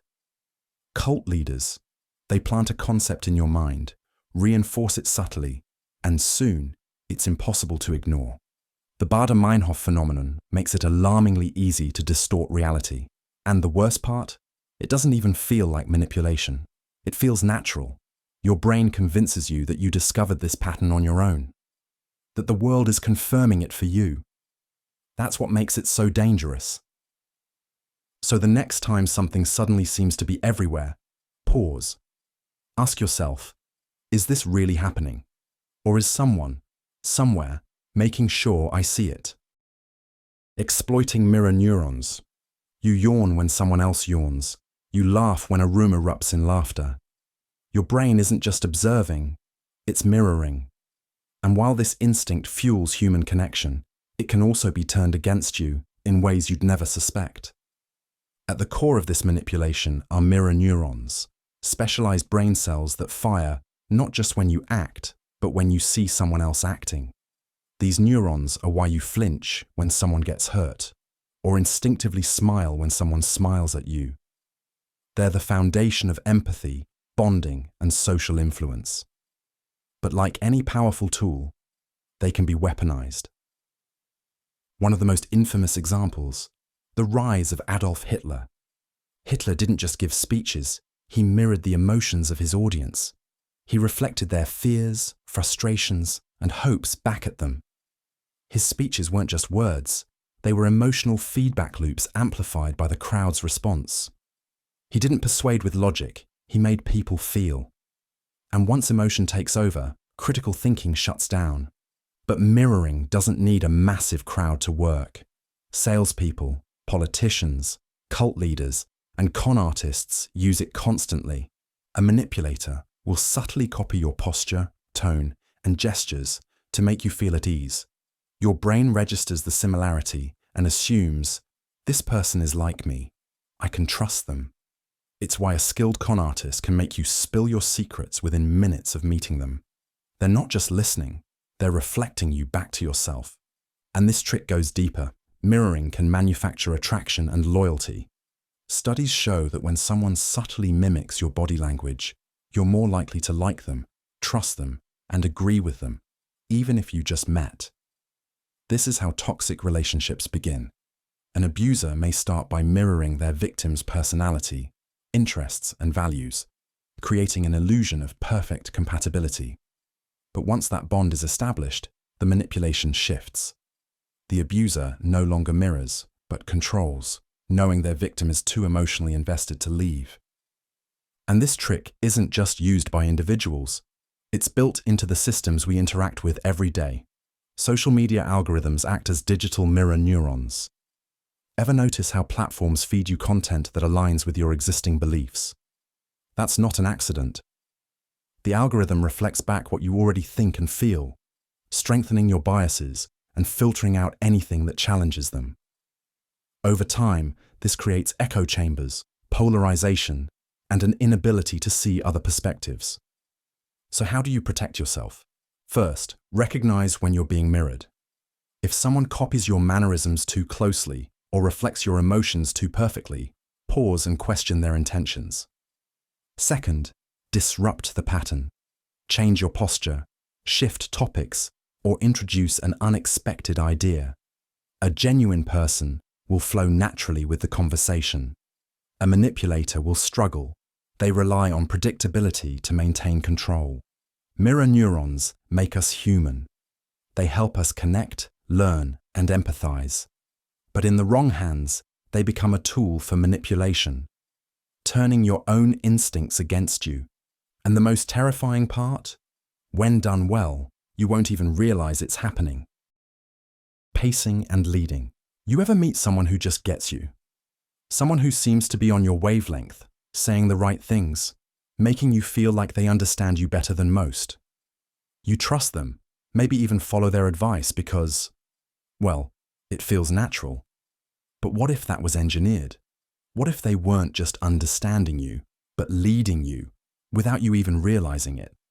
This is called pacing and leading, a psychological technique used in persuasion, manipulation, and even mind control.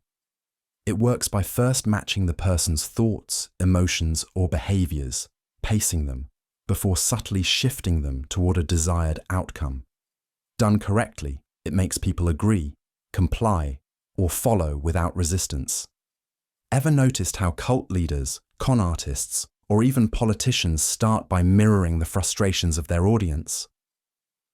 I know how you feel. You're tired. You've been ignored. You've been mistreated. That's pacing, acknowledging and aligning with the target's current reality. And once trust is established, they begin to lead. And that's why you need to listen to me. I have the solution. Follow me. It's used in everyday life too. Salespeople pace by repeating your concerns before guiding you toward a purchase. Interrogators gain compliance by mirroring body language, speech, and emotional state before steering responses.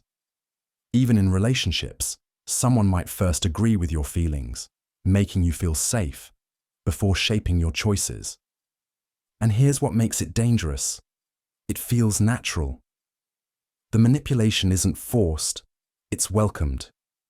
You think you're making decisions, but in reality, your choices have been pre-scripted, introduced so smoothly that by the time you realize what's happening, you're already 2 steps ahead on a path you never chose. Neuro-Linguistic Programming. Ever had a conversation where someone seemed to be guiding your thoughts without you even realizing it? Where, before you knew it, you were agreeing, nodding along, and feeling strangely compelled to trust their perspective? That wasn't an accident. That was a technique. Neuro-Linguistic Programming, or NLP, a set of psychological tricks so subtle, so effective, that entire industries have been built on them. At its core, NLP is about influencing people's thoughts, emotions, and behaviors through language and subconscious cues. It works by detecting patterns in speech, body language, and mental associations, then subtly steering them toward a desired conclusion. Used ethically, it's marketed as a way to improve communication, confidence, and persuasion. Used maliciously, it can be a tool for manipulation, deception, and even control. One of the most well-known examples: the embedded command, a hypnotic technique where a request is disguised within a casual sentence. Instead of directly telling someone, "You should trust me," an NLP practitioner might say, "You might not even realize it yet, but you're starting to trust what I'm saying." The suggestion is planted. The mind processes it without resistance. Another tactic: mirroring. When someone subtly mimics your posture, speech patterns, and energy level, your brain interprets it as familiarity. You instinctively trust them without even knowing why. Cult leaders use it to build deep rapport. High-pressure salespeople use it to lower your defenses.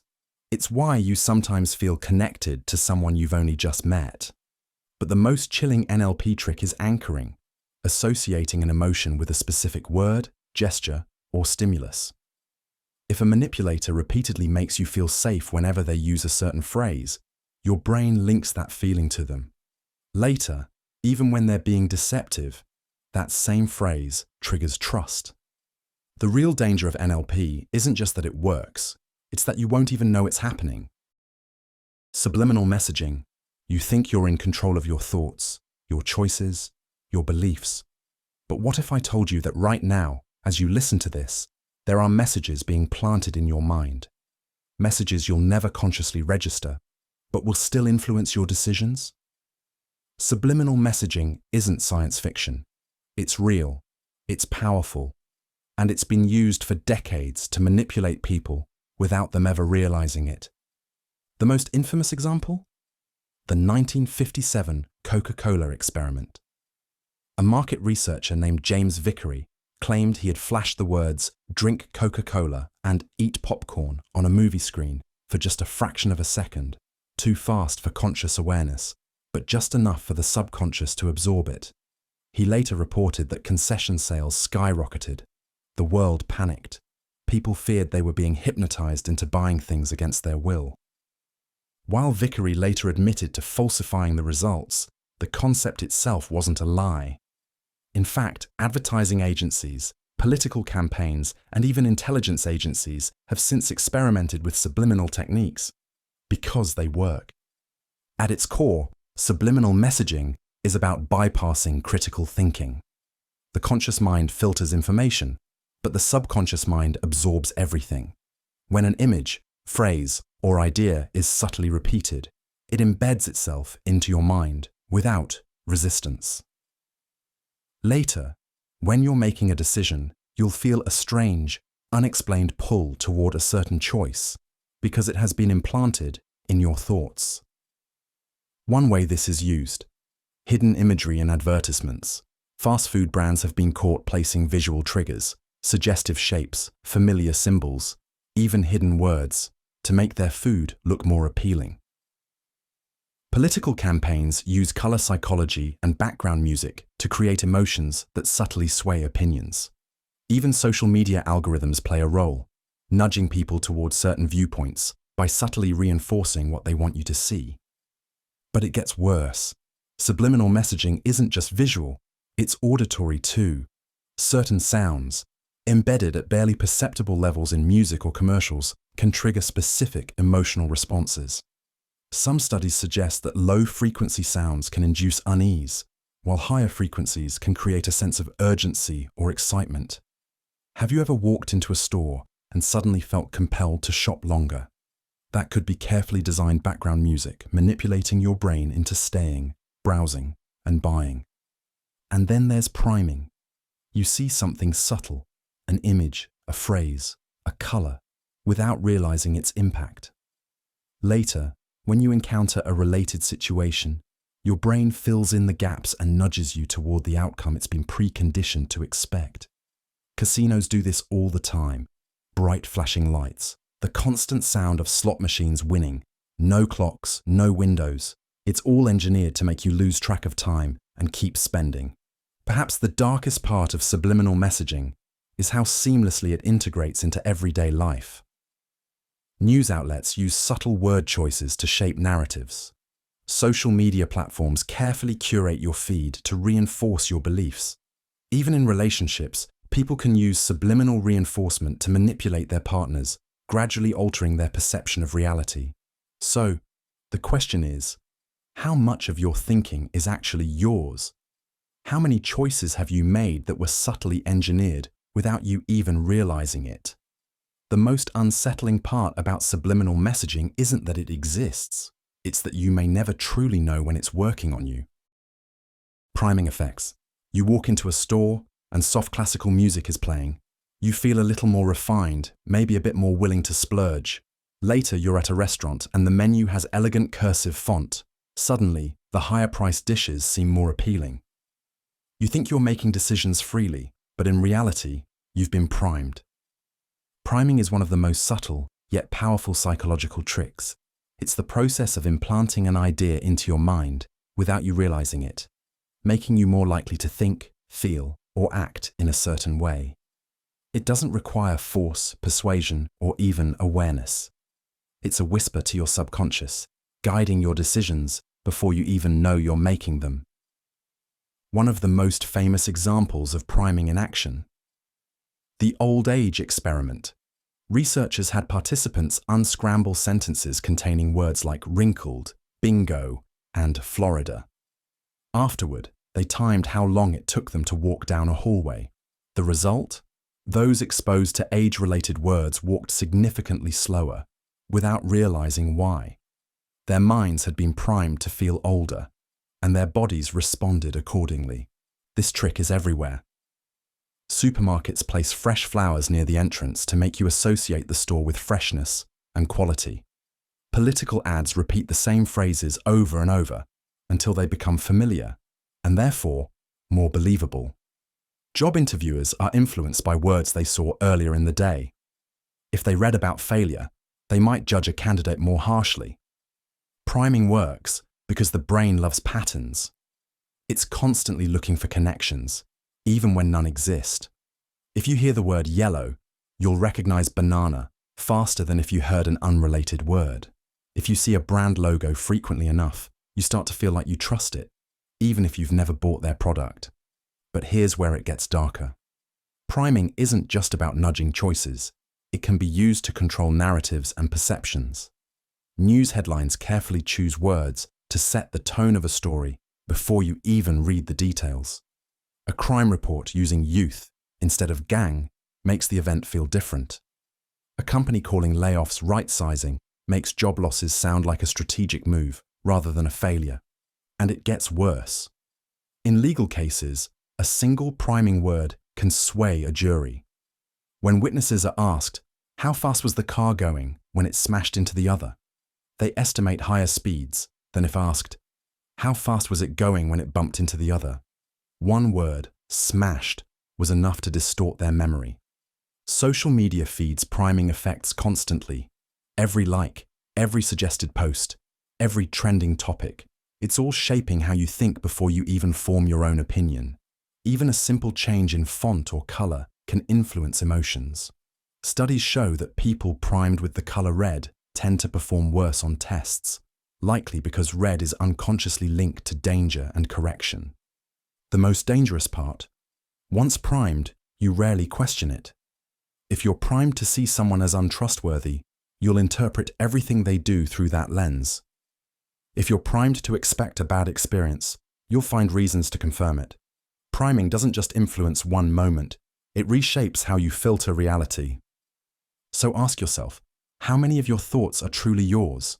And more importantly, how many of them were planted before you even realized it? Suggestive language and hypnosis. Have you ever been in a conversation where someone subtly led you to a decision, one you thought was entirely your own? Maybe you walked into a store, and before you knew it, you were convinced to buy something you didn't even need. You probably thought it was your own choice, but what if it wasn't?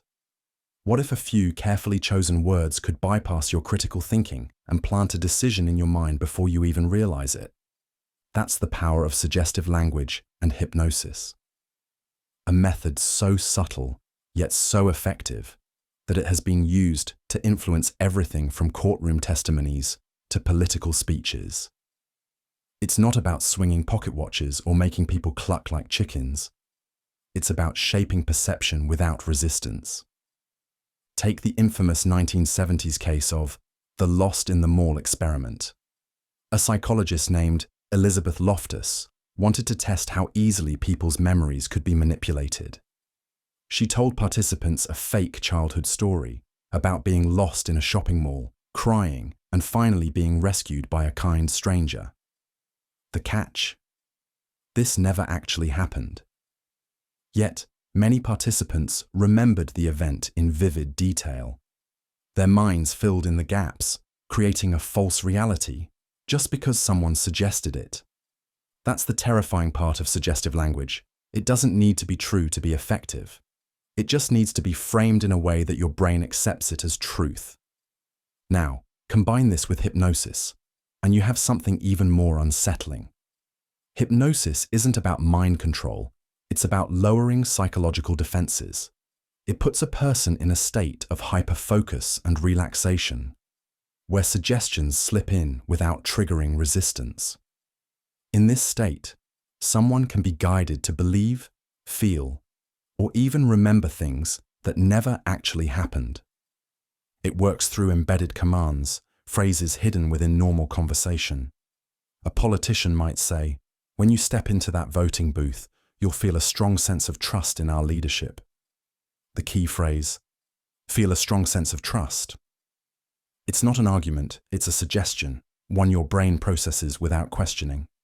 Marketing and sales use this constantly. A waiter asking, "Would you like the steak or the seafood special?" is subtly removing your ability to say no. The question assumes you're ordering. It's just a matter of what. And then there's the yes ladder technique. Small agreements prime people for larger ones. A classic car salesman trick. Start with minor commitments. "This is a nice car, isn't it? Wouldn't it be great to drive something this reliable? You'd probably love how smooth the handling feels, right?" Each small yes makes the next one feel natural. By the time the contract is in front of you, your brain is wired to agree. But here's where it gets even darker. Suggestive language can be used to alter memories, behaviors, and even identities. Cult leaders, con artists, and even interrogators use these techniques to shape narratives. Frame a question the right way, and you can change someone's reality. Police interrogations have led to false confessions using suggestive language. A suspect repeatedly told, "You don't remember it now, but memory comes back in pieces," may start doubting their own innocence. Their mind tries to reconcile the contradiction. Eventually, it's easier to just believe they did it. And once a suggestion takes hold, it's nearly impossible to undo. That's the true horror of it. A single phrase, a carefully worded statement, a slight shift in tone, it can rewrite someone's perception of reality forever. So, how many of your beliefs are actually yours? And how many were planted there without you ever realizing it? Creating a sense of urgency. Imagine this. You're scrolling through an online store when you see the perfect item, but then a bold red timer appears beneath it. Only 2 left in stock. Sale ends in 3 minutes. Your heart rate spikes. You don't have time to think. If you hesitate, you might lose it forever. So, you buy it. And just like that, you've been played. This is the power of urgency manipulation, one of the most effective ways to control human behavior. It bypasses rational thinking and forces people to act on impulse. The worst part, you probably won't even realize you've been manipulated. A perfect real-world example. The 1938 War of the Worlds radio broadcast. When Orson Welles performed a fictional alien invasion as a news-style broadcast, thousands of people panicked. Why? Because it felt immediate. They didn't have time to think critically. Reports of alien attacks spread before anyone even questioned if it was real. That's what urgency does. It hijacks your brain and forces immediate action. So how does this psychological trick work? It plays on loss aversion, a bias where people fear losing something more than they desire gaining it. The idea that an opportunity is slipping away triggers anxiety, which clouds judgment. Marketers use it constantly. Limited time offer, flash sale, only a few left in stock. These phrases aren't just information, they're psychological weapons. Suddenly, buying isn't a choice, it's a race. And the moment you feel rushed, you've already lost. But it gets even darker. Cults, scammers, and con artists rely on urgency to trap victims before they can think clearly. Pyramid schemes, for example, push recruits into making fast financial commitments. Act now, or you'll miss your chance to be rich. The pressure forces decisions without scrutiny. By the time the person realizes, they're already in too deep. Even politicians and media outlets weaponize urgency. Fear-mongering headlines, emergency press conferences, breaking news alerts, all designed to provoke immediate emotional reactions. When people are afraid, they don't stop to verify facts. That's when misinformation spreads the fastest. Think about how wars start, how stock markets crash, how riots explode overnight. It's almost always a manufactured sense of urgency. When emotions take control, rational thought shuts down. And that's the moment people become the easiest to manipulate. The most disturbing part, urgency feels natural. It feels like you're making the right decision when, in reality, someone else has already made it for you. So the next time you see a countdown timer, an urgent warning, or someone pushing you to act immediately, pause. Because the moment you feel rushed, you might already be under someone else's control. Foot in the door technique. Let's start with a simple question. Would you put a tiny sticker on your window to support a cause you believe in? Seems harmless, right? It's just a sticker. But what if, a few weeks later, the same organization asked you to put up a full-size sign in your front yard? Statistically, you're far more likely to say yes, simply because you said yes to the first, much smaller request. And just like that, you've fallen into one of the most insidious psychological traps. The foot in the door technique. This trick is terrifyingly effective because it doesn't feel like manipulation. It feels like your own decision. One of the most famous real-world examples, the 1974 Patty Hearst case. Patty, the heiress to a newspaper empire, was kidnapped by the Symbionese Liberation Army, a radical militant group. Initially, she was terrified, but her captors didn't force her to pledge loyalty overnight. They started small, forcing her to record a message condemning her family. Then she participated in minor activities. And before long, she was robbing banks alongside her captors, fully believing in their cause. How does this work? The trick exploits consistency bias, our deep psychological need to stay consistent with our past behavior. If we agree to a small request, we subconsciously align ourselves with that choice. When a bigger request follows, our brain justifies compliance by thinking, I already said yes once, so this must be the right thing to do. Advertisers use this constantly. Ever wondered why free trials exist? Once you've used a service for a few weeks, you feel committed. The thought of cancelling, even if you don't really need it, feels like going back on your own decision. It's also a weapon in high-pressure sales. First, they convince you to just take a test drive. Then, just sit down and talk numbers. Before you know it, you're signing papers, trapped by the momentum of your own compliance. And in darker cases, this is how cults and extremist groups recruit. They don't ask for absolute loyalty up front. Instead, they start with something small. Attend a meeting, sign a petition, donate a small amount. The deeper you go, the harder it becomes to say no. Because once you take that first step, you're already walking down the path they chose for you. Think about this the next time someone asks for a small favor. The request itself might not be the real trap. It's what comes after that you should be worried about. Door in the face technique. Let's say a charity worker approaches you on the street and asks, "Would you be willing to donate $500 to help struggling families?"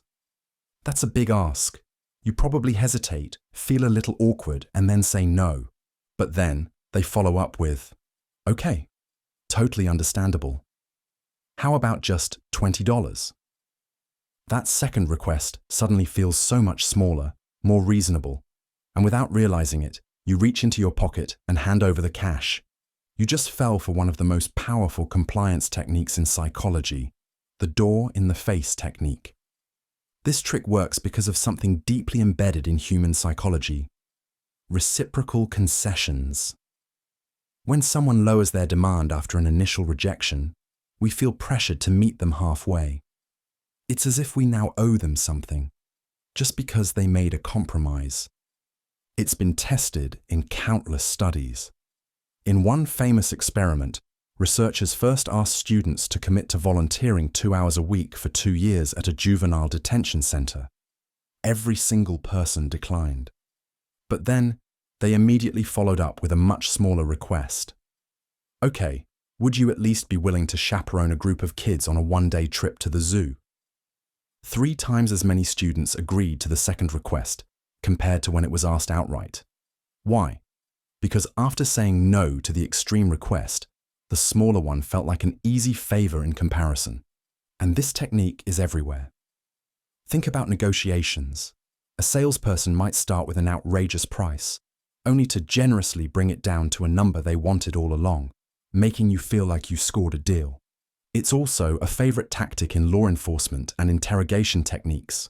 A detective might push a suspect with an extreme accusation, maybe even falsely implying a life-ruining punishment, only to then offer a much lesser charge if they confess.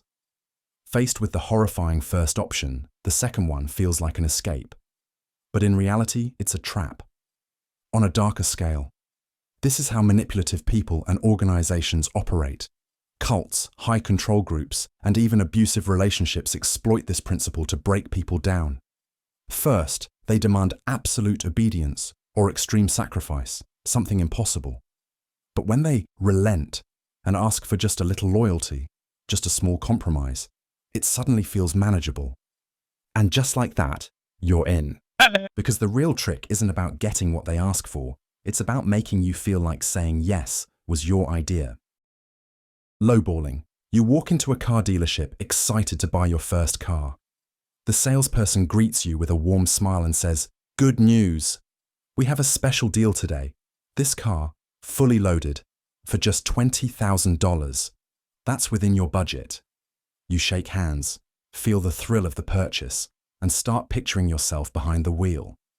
But just as you're about to sign the paperwork, the salesperson frowns and says, "I just checked with my manager. Unfortunately, I made a mistake. That price doesn't include some mandatory fees. It's actually $23,000. At this point, you're already mentally committed to the car. You've imagined owning it, maybe even bragged to friends about the deal you got. So instead of walking away, you agree to the new price. You just got low-balled. This psychological trick is devastatingly effective. It works by getting you to commit to something before the full cost is revealed. Once you've made a decision, even based on misleading information, you become emotionally and mentally invested. Backing out now feels like a loss, even though the terms have changed. One of the most famous studies on lowballing involved college students. Psychologists asked them to participate in a study. Most agreed. But after they committed, they were informed the study required them to show up at 7 a.m. Even though that's an inconvenient time, most stuck with their original decision instead of backing out. This tactic isn't just for sales.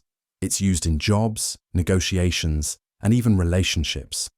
A recruiter might promise a dream job with a high salary, only for the offer to suddenly include longer hours, lower pay, or extra responsibilities. In more manipulative scenarios, lowballing is used to control people. A cult or extremist group might invite someone in with seemingly harmless requests. Attend a seminar, listen to a speech, meet some people. But after committing, they're slowly asked for more and more. By the time they realize how deep they're in, They've already accepted so many conditions that turning back feels impossible. Because the real danger of lowballing? It's not just about losing money, it's about losing control. Bandwagon effect manipulation. It starts with a simple thought. Everyone else is doing it, so it must be right. That's the bandwagon effect in action. The psychological trick that exploits your deepest, most primitive fear, the fear of being left out. It's what makes people follow trends, believe in misinformation, and conform to ideas they've never even questioned. Think about the Salem witch trials. In the late 1600s, a few accusations of witchcraft spiraled into mass hysteria, leading to dozens of executions. Why? Because people saw their neighbors turning on each other, and instead of questioning the madness, they joined in. When the crowd moves in one direction, standing against it feels impossible. At its core, the bandwagon effect is simple. When enough people adopt a belief or behavior, others follow. Not because they logically agree, but because they fear being left behind. It's why financial bubbles form. Think of the 2008 housing crisis. People kept investing in real estate, watching prices climb higher and higher. Everyone else was doing it, so it must have been safe, right? Until the bubble popped and the economy collapsed. It's why propaganda works. When a government wants to push an idea, they don't need to convince everyone. They just need enough people to believe it. Once the illusion of consensus is created, the rest follow. And here's where it gets dark. The bandwagon effect is actively weaponized. Advertisers use it to manipulate consumer behavior, making people feel that if they don't buy a product, they're missing out. Social media algorithms exploit it, amplifying content that already has engagement. Because if thousands of people like a post, others are more likely to believe it, even if it's false. Politicians manufacture public approval by staging rallies with paid crowds, creating the illusion of widespread support. It bypasses critical thinking. People stop questioning whether something is right, logical, or even true. They just go along with it. The more people follow, the stronger the effect becomes, snowballing into mass conformity. And once you're on the bandwagon, you don't even realize it. You become convinced it was your choice all along. Creating a sense of scarcity. Ever noticed how the moment something seems limited, exclusive, or hard to get, you suddenly want it more? It doesn't matter whether it's a luxury car, a rare sneaker drop, or even someone's attention. Scarcity makes things irresistible. And here's the disturbing part. It's one of the most exploited psychological tricks in existence. Think about Black Friday. Every year, people trample over each other for discounted TVs and microwaves, not because they desperately need them, but because they've been told supplies are running out. Stores manufacture scarcity, creating the illusion of high demand. It doesn't matter if the same product is available next week. In that moment, people act impulsively, driven by fear of missing out. This trick hijacks your brain at the deepest level. When something is scarce, your survival instincts kick in.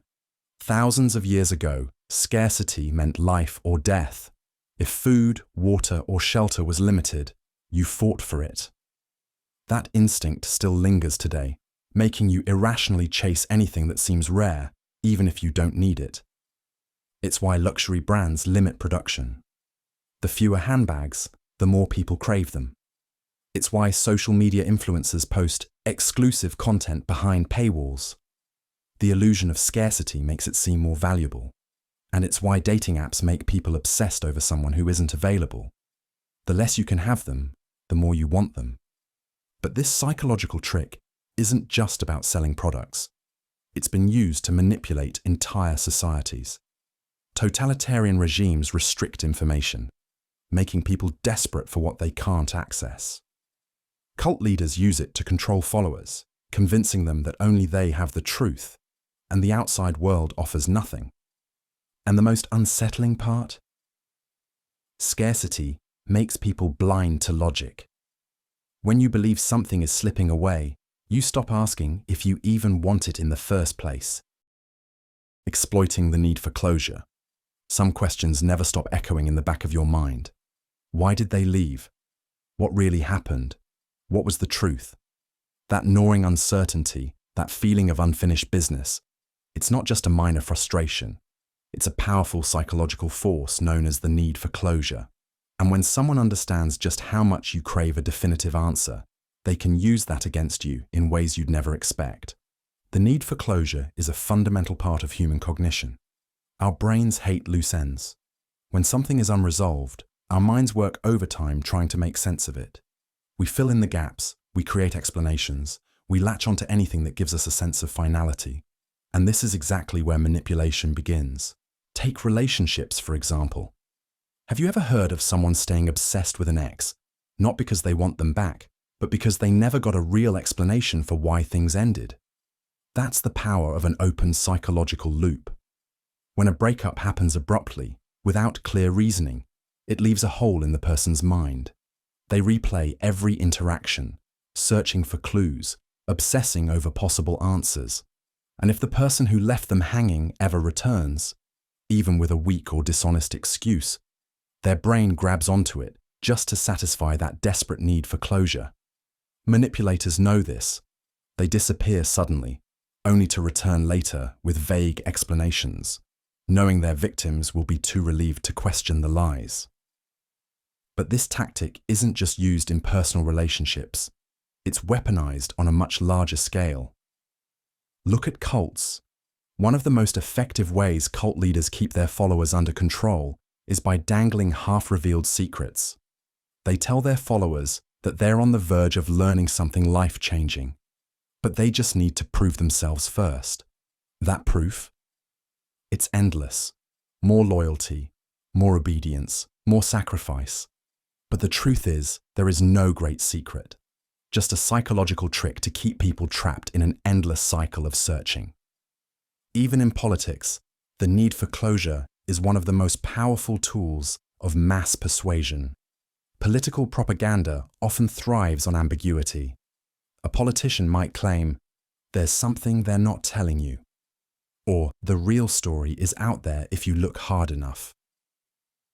They don't provide facts, just enough uncertainty to make people start filling in the blanks themselves. And here's the dark part. When people are forced to create their own explanations, they tend to believe them more strongly than actual facts. Marketers also use this trick every single day. Cliffhangers, vague advertisements, mysterious teasers, all designed to keep you hooked. Ever noticed how TV shows end with unresolved plotlines?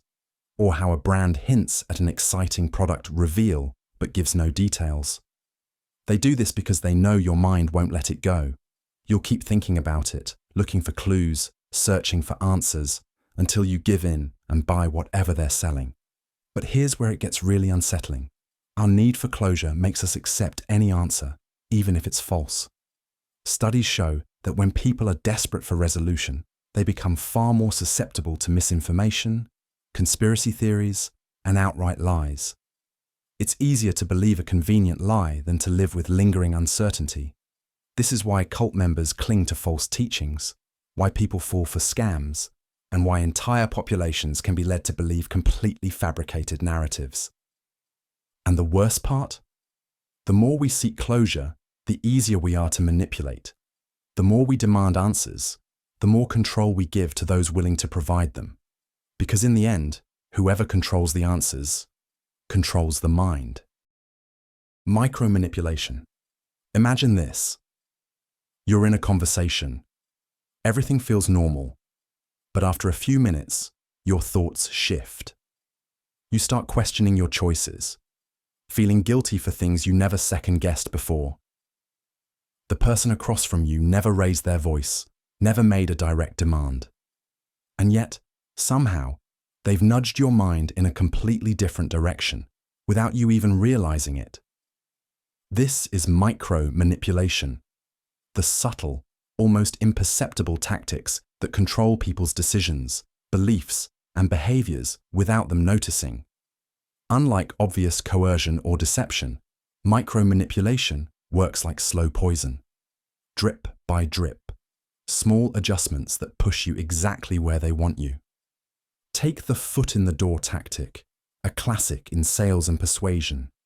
A company might first ask you to sign a harmless petition, something that aligns with your values. Then, days later, they come back asking for a donation. Because you've already said yes once, your brain leans toward consistency.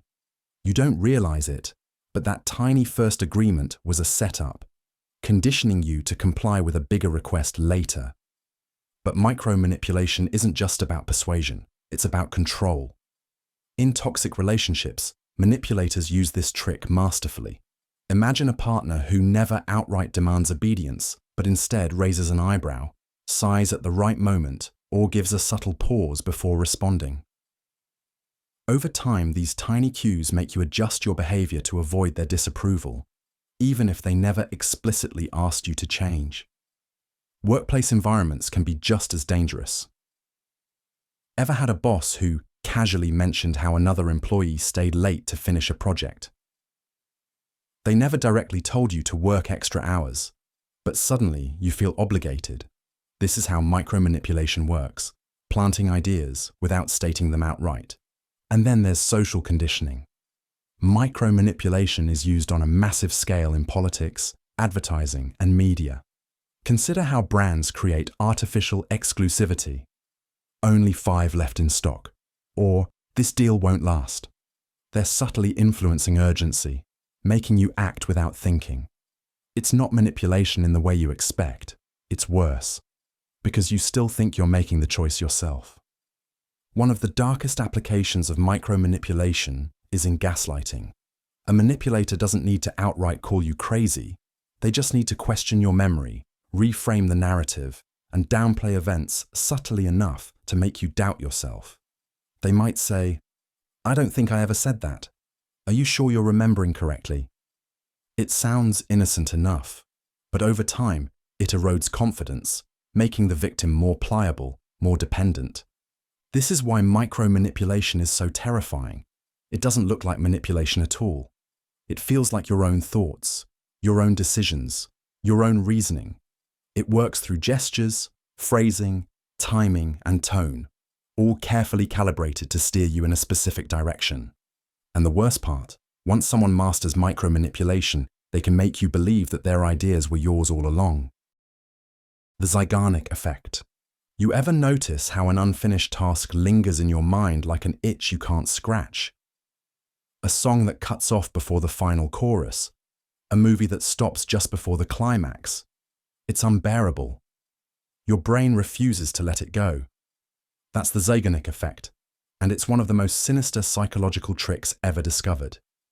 Now, imagine if someone weaponized that feeling, if they deliberately left things unresolved just to keep you hooked, anxious, and desperate for closure. This isn't just a psychological quirk. It's a tool of manipulation used everywhere from marketing to mind control. The effect is named after Bluma Zeigarnik, a Soviet psychologist who discovered something strange while observing waiters in a cafe. They could remember every detail of unpaid orders, but immediately forgot them once the bill was settled. In other words, the brain prioritizes unfinished business. Loose ends demand attention. Advertisers exploit this mercilessly. Think about cliffhangers in TV shows. Why does every episode end right when things get interesting? Because the brain hates incompleteness. It fixates on what's left unfinished, making you obsessively crave resolution. That's why people binge watch entire seasons. It's not just entertainment, it's a psychological trap. But the real darkness lies in how the Zeigarnik effect is used to control people. Cult leaders, manipulative partners, and even interrogators intentionally withhold closure to keep their victims mentally trapped. A toxic boss who keeps dangling a promotion just out of reach. A narcissist who disappears mid-conversation, leaving you desperate for an answer. A political figure who stirs fear, but never provides real solutions. They all rely on the same tactic. Leave the brain hanging, and it will chase the answer indefinitely. And the worst part? Most people never realize it's happening. The Pygmalion Effect. Imagine a teacher walks into a classroom and secretly believes that half the students are geniuses and the other half are average. No one tells the students anything. No special treatment is given. Yet, by the end of the year, the genius students perform dramatically better than the others. Why? Because expectations alone shape their reality. This is the Pygmalion Effect, and when used strategically, it can mold people like clay, without them even realizing it. The name comes from the Greek myth of Pygmalion, a sculptor who fell in love with a statue he created, which then came to life. In psychology, it refers to how beliefs influence behavior. When someone expects greatness from you, you unconsciously rise to meet it. But the reverse is also true. Low expectations create failure before it even begins. A famous real-world example? The Rosenthal and Jacobson experiment in the 1960s. Researchers told teachers that certain students, randomly chosen, were intellectual bloomers, expected to excel. The teachers unknowingly treated these students differently, offering them more encouragement, patience, and subtle signals of belief. By the end of the year, those students actually became smarter, scoring significantly higher on IQ tests. Now think about how dangerous this becomes when manipulated. A controlling boss subtly implies you're incompetent, making you second-guess your abilities until you actually start underperforming. A toxic partner keeps telling you you're lucky to have them, eroding your self-worth so you never consider leaving. Even entire social groups can be influenced. If people are constantly told they're inferior, they may start to believe it and act accordingly. The Pygmalion Effect isn't just about belief, it's about how expectations shape destinies. And the most terrifying part? It happens so gradually, you never realize it's controlling you, until it's too late. Reframing failure. Reframing failure is one of the most subtle yet devastating psychological tricks. It's a way to manipulate how you perceive your own mistakes, making you feel powerless, incompetent, or even guilty.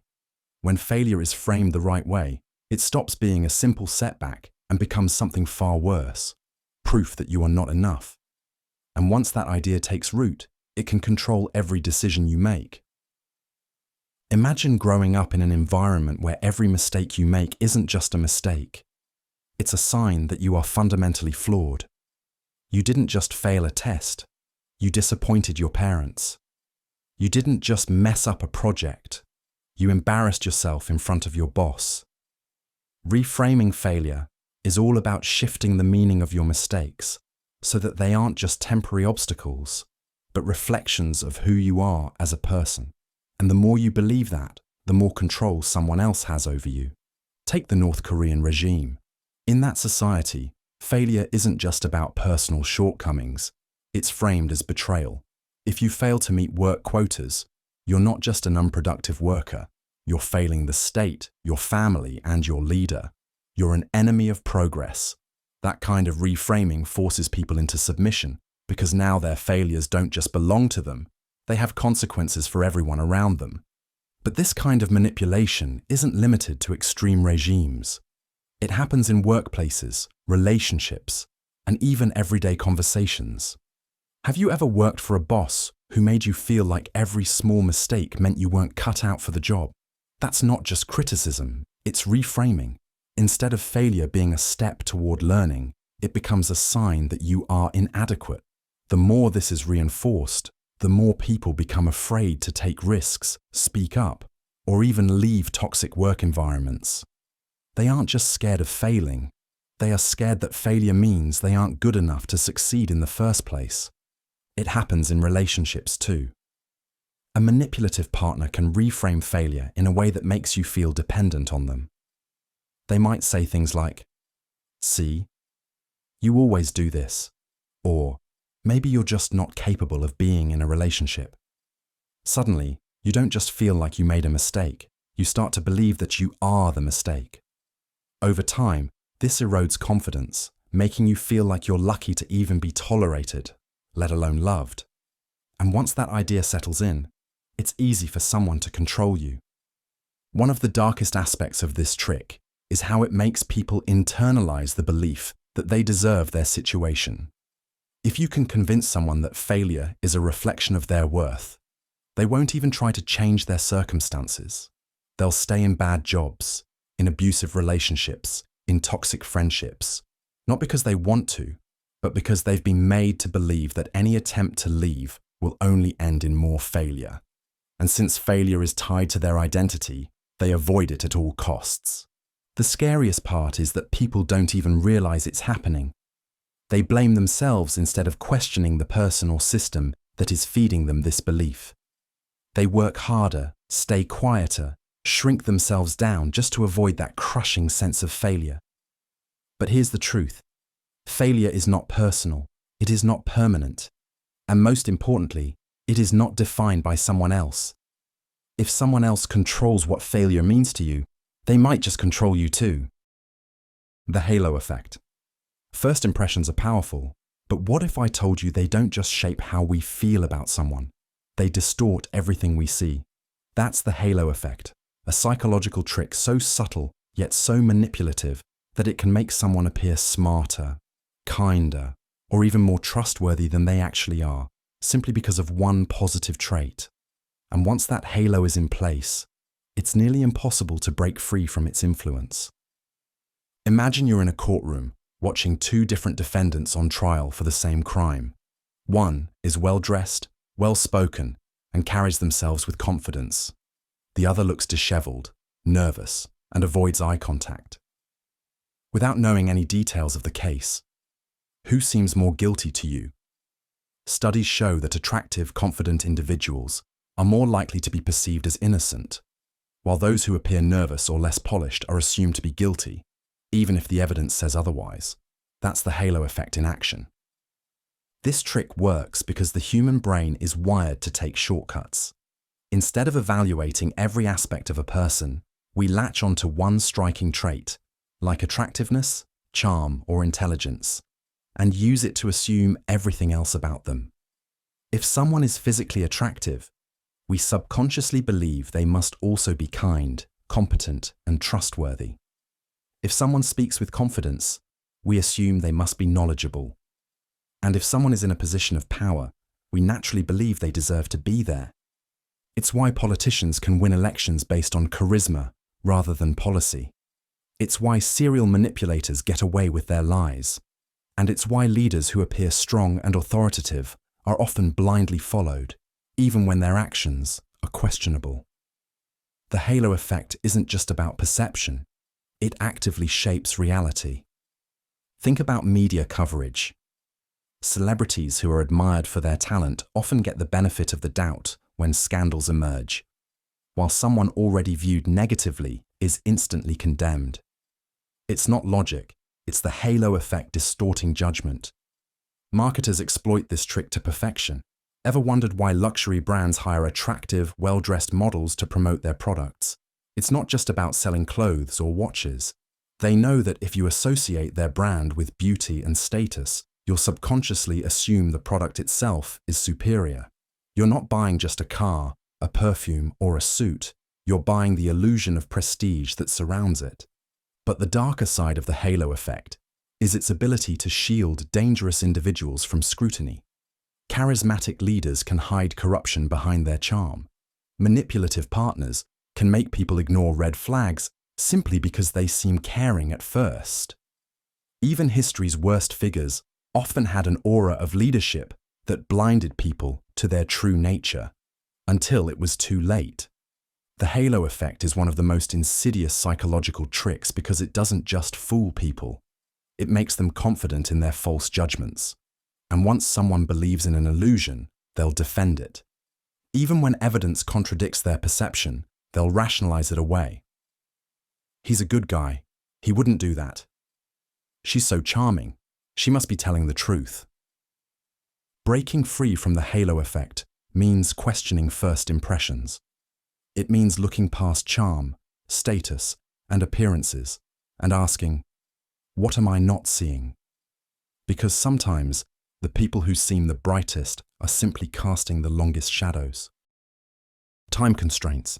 Imagine you're in a high-end watch store, admiring an expensive timepiece.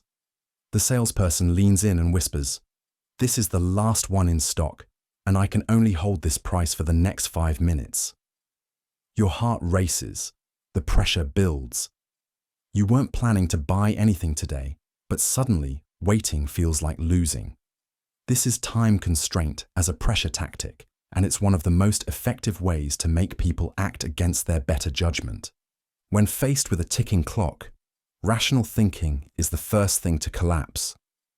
The brain processes scarcity as a threat, a fear of missing out, of losing an opportunity that might never come again. In response, the body releases cortisol, spiking stress levels and making quick decisions feel like the only option. Marketers, con artists, and even cult leaders know this well. By artificially limiting time, they create a sense of urgency so intense that people feel forced to act before thinking. This trick works because of something called decision fatigue. When a person feels rushed, they don't have the luxury of weighing pros and cons. Instead, they rely on instinct. They default to the easiest, safest feeling choice, which is usually what the manipulator wanted all along.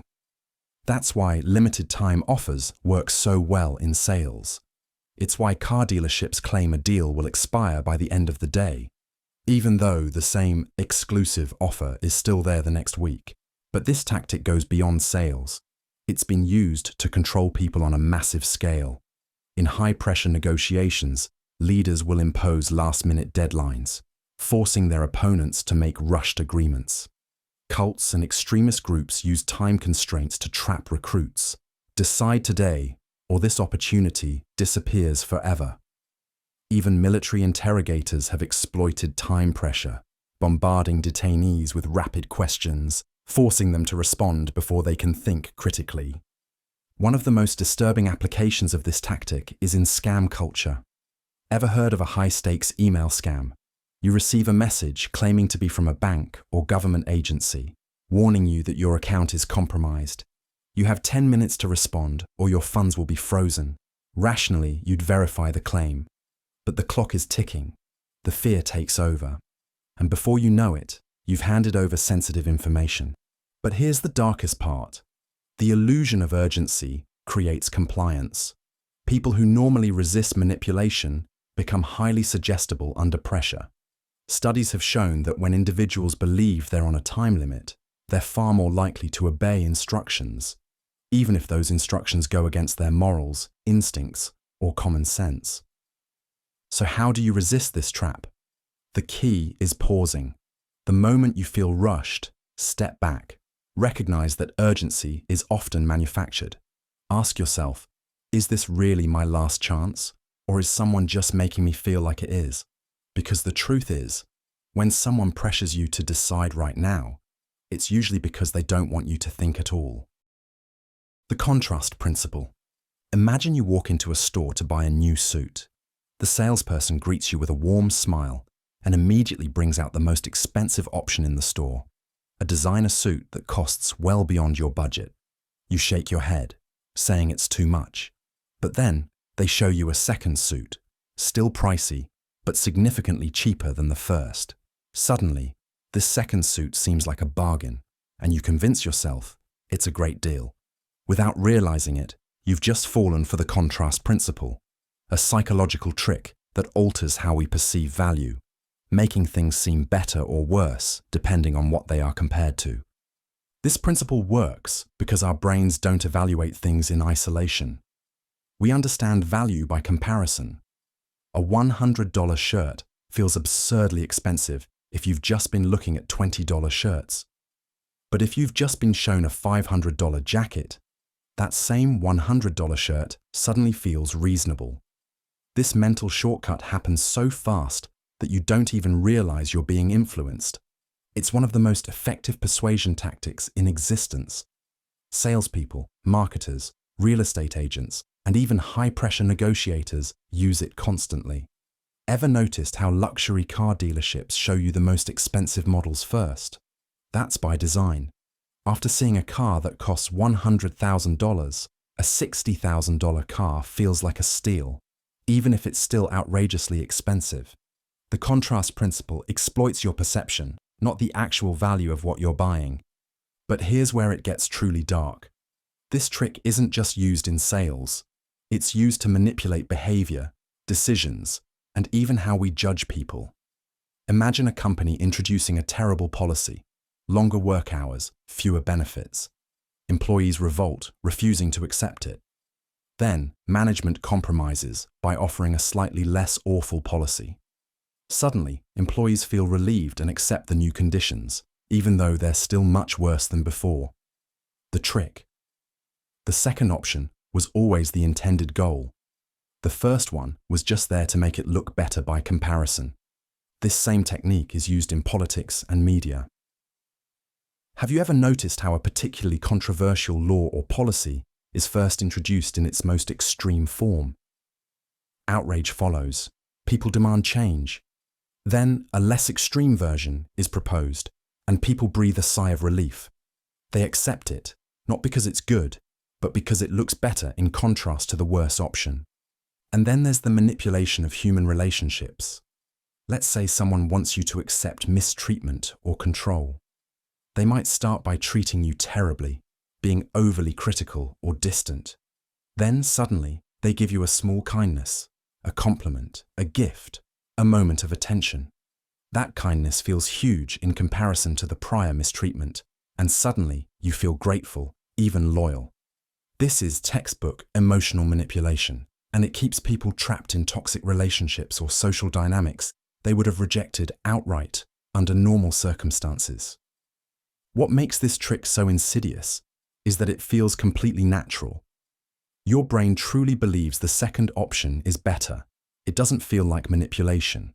And once this principle is in play, escaping it becomes nearly impossible unless you know what's happening. So how do you fight it? The key is absolute awareness. Whenever you're making a decision, ask yourself, am I judging this based on its actual value, or is something else influencing my perception? Because in the end, the real danger of the contrast principle isn't that people use it against you. It's that you might never even realize they did. The Ikea Effect. There's a reason why people hold on to ugly homemade crafts, why parents cherish their child's clumsy school projects, and why assembling a piece of furniture makes it feel more valuable than something ready-made. It's not the quality, it's the effort. This is the Ikea Effect, a psychological trick that makes people overvalue things they've put effort into, even if the final product isn't particularly good. The effect is named after the famous furniture company, Ikea, which sells affordable, flat-pack furniture that customers have to assemble themselves. The brilliance of this model isn't just about saving costs, it's about creating attachment. Studies show that when people build something with their own hands, they place a significantly higher value on it compared to something pre-assembled, even if the two are identical. The act of effort tricks the brain into forming an emotional bond with the object, making people less likely to discard it, return it, or acknowledge its flaws. But this trick isn't limited to furniture. Businesses, cults, and manipulators exploit the Ikea effect in ways that go beyond just making you overvalue a bookshelf.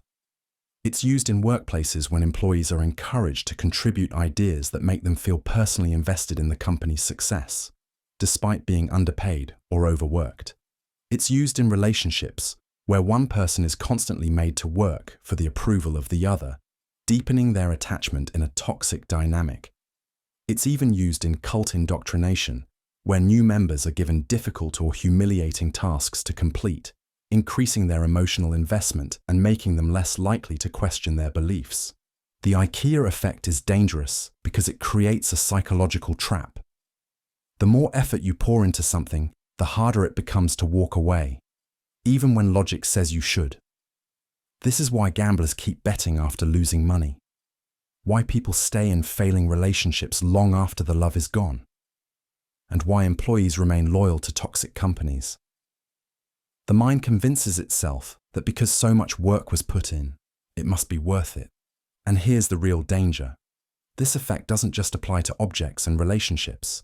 It can shape entire belief systems, political ideologies, conspiracy theories, even dangerous movements. Once someone has invested time, effort, and personal identity into something, it becomes nearly impossible for them to let go. They'd rather twist reality to protect their belief than admit they wasted their effort on something meaningless. So the next time you feel deeply attached to something, ask yourself, do you truly value it? Or have you just put in too much work to walk away? The decoy effect. The next time you buy something, stop and ask yourself, did you actually choose this, or were you led to it? Because what if I told you that many of your decisions weren't really yours at all, but carefully engineered by an invisible trick known as the decoy effect? This psychological trick is so subtle, so effective, that corporations, advertisers, and even political strategists use it to guide your choices without you ever realizing it. It works by presenting you with 3 options, but one of them isn't really there to be picked. It's just bait to push you toward a specific decision. And once you see it in action, you'll start questioning every choice you've ever made. Let's take a simple example. You walk into a movie theater, and you're given 2 choices: a small popcorn for $3 or a large for $7. Most people might hesitate. $7 seems like a steep jump from 3, but now the theater adds a third option, a medium popcorn for $6.50. Suddenly, $7 for a large doesn't seem so bad anymore. That 50-cent difference makes the large feel like the obvious best deal. You were never meant to pick the medium. It was only there to steer you toward the large. This trick isn't just used in concession stands. You'll find it everywhere. In subscription services, where the best value plan sits comfortably next to an overpriced, intentionally unattractive alternative. In restaurants where menu pricing is designed to make a certain dish look like the best deal. Even in elections, where a strategically placed third-party candidate can pull just enough votes from one side to shift the results. But here's where it gets disturbing. The decoy effect doesn't just shape our purchases. It influences our perceptions of value, quality, and even morality. Have you ever seen a public figure get away with something terrible just because someone else did something worse? That's the decoy effect.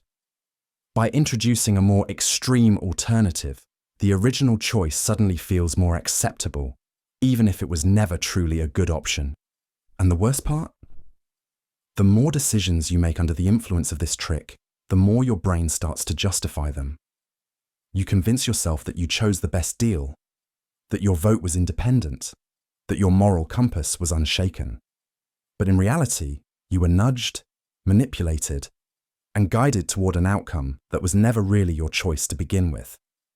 So the next time you're faced with 3 options, look closer, because one of them might not actually be a choice at all. The placebo effect. They handed you a pill. You swallowed it, and within minutes, the pain started fading. Relief washed over you, your body responding just as expected. But what if I told you that pill was nothing more than sugar, no medicine, no active ingredients, and yet your brain believed it worked, so it did? This is the placebo effect, one of the most unsettling psychological phenomena ever discovered. It proves that belief alone has the power to change the body. And while it might sound like an interesting quirk of human psychology, its implications are far darker than you think. Let's start with a well-known case. In the 1950s, a man named Mr. Right was dying of terminal cancer. His doctor, out of desperation, gave him an injection of what was supposed to be a breakthrough drug. The results were miraculous. His tumors shrank, and he made a full recovery. But here's the twist. The drug was completely ineffective. When Mr. Right later found out, his cancer returned almost instantly, and he died shortly after. This is the power of belief. When the mind is convinced something is working, the body follows. Studies have shown that people given fake painkillers release real endorphins. Placebo surgeries, where doctors pretend to operate, have led to genuine improvements in patients. Even Parkinson's patients have seen symptoms improve, simply because they thought they were receiving medication. And yet, here's where it gets deeply unsettling. This effect can be weaponized. If belief can heal, then it can also harm. This is called the nocebo effect, the dark twin of the placebo effect. Instead of convincing people they're getting better, you convince them they're getting worse. Tell someone a harmless pill will make them sick, and their body will create real symptoms, nausea, pain, even full-blown diseases. This has been used throughout history. In voodoo cultures, shamans have cursed people to death simply by making them believe they were dying. In medical scams, con artists sell completely fake treatments, making people think they're recovering, until it's too late. And in modern pharmaceutical trials, patients sometimes experience serious side effects, not because of the drug, but because their minds expect them. Think about what this means. If belief is strong enough to change your biology, then how many times in your life have you been tricked? How often has your pain, your relief, your sickness, even your recovery, been dictated by expectation rather than reality? And more importantly, who's been shaping those expectations? Loss aversion. They put two choices in front of you. Option A, you gain $100. Option B, you lose $100. Which one feels stronger? If you're like most people, the pain of losing that money hits twice as hard as the joy of gaining it. This is loss aversion, a psychological trick that makes you fear losing far more than you desire winning. And this fear, it controls more of your decisions than you realize. Think about casinos. They know this effect inside out. When you start winning, they flood you with flashing lights and celebratory sounds, conditioning your brain to crave more. But when you lose, they don't make a big deal out of it. No alarms, no dramatic music, just silence. Why? Because they know you're already in psychological pain. And here's the kicker. People who lose money don't just walk away. They chase their losses. They keep gambling, desperate to avoid feeling that loss permanently. Loss aversion isn't just about gambling. It shapes everything from marketing to relationships. Ever wondered why companies offer limited time deals? Why e-commerce sites tell you, only 2 left in stock? It's because your brain panics at the idea of losing an opportunity. You might not even need the product, but the moment you think it's about to slip through your fingers, you suddenly need to have it. Now take this further. In toxic relationships, manipulators weaponize loss aversion to keep people trapped. They create fear, not of what they give, but of what they could take away. They make you believe that without them, you'd be alone, unloved, or worse. This is why people stay in situations that harm them. It's not because they're happy. It's because the idea of losing what they have, no matter how bad, feels more terrifying than walking away. And if you think you're immune, think again. Every day, politicians, advertisers, and even social media exploit this exact principle. Act now, or miss out forever. Your rights are being taken away. Everyone else is ahead of you. The world isn't just feeding you choices, it's making sure you fear the wrong ones. So the question is, how many of your decisions were truly yours, and how many were just a desperate attempt to avoid losing? The power of touch, the warmth of a handshake, a reassuring pat on the back, a brush of fingertips on your arm. These small, almost imperceptible touches might seem harmless, even insignificant. But what if I told you that they hold the power to control your thoughts, influence your decisions, and change the way you see the world? This is the power of touch, a psychological weapon so subtle that most people never even notice when it's being used against them. And yet, it can shape behavior in ways that are almost impossible to resist. Let's start with an unsettling study. In a classic experiment, waiters in restaurants were told to lightly touch customers on the shoulder or forearm while returning their change. The result? Tips increased by as much as 40%. Another study had job interviewers give a brief, seemingly insignificant handshake to candidates. Those who received a firm, confident touch were consistently rated as more competent and hireable, regardless of their actual performance. The explanation lies deep in human psychology. Touch is the oldest, most primal form of communication. Before language, before speech, touch was how humans bonded, how we reassured, how we signaled dominance or submission. And that instinct hasn't disappeared. It's just been repurposed. So how does this trick work? It's all about subconscious trust and compliance. When someone touches you, especially lightly and briefly, it creates an instant sense of connection. You might not consciously notice it, but your brain does. It registers warmth, familiarity, even authority. In fact, Research shows that when a doctor lightly touches a patient's arm while giving a diagnosis, the patient is more likely to believe them and follow their advice. It's the same reason politicians shake hands obsessively and salespeople make subtle, reassuring contact. Now here's where it gets dark. This effect works even when you don't want it to. Studies have shown that even unwanted touch, when not overtly aggressive, can lower a person's ability to resist persuasion. Criminals, con artists, and manipulators use this to their advantage. A cult leader might place a hand on your shoulder while speaking, making you feel indebted to them. A skilled interrogator might use a light touch on the arm to make you more likely to reveal information. Even scammers use touch, often brushing against their targets while talking, subtly making them more cooperative. This technique is also used in power dynamics. Ever noticed how powerful people in business or politics will place a hand on someone's back as they walk through a door? That's not just a friendly gesture, it's a display of dominance. They are, quite literally, guiding the other person, showing who's in control. And more often than not, the person being touched subconsciously accepts that control. And yet, here's the most disturbing part. It works even when you know about it. Even now, after hearing all of this, your brain is still wired to respond to touch the way it always has. The next time someone touches your arm, your mind will still associate it with warmth, trust, or authority. You might question it later, but in the moment, your defenses are already lowered.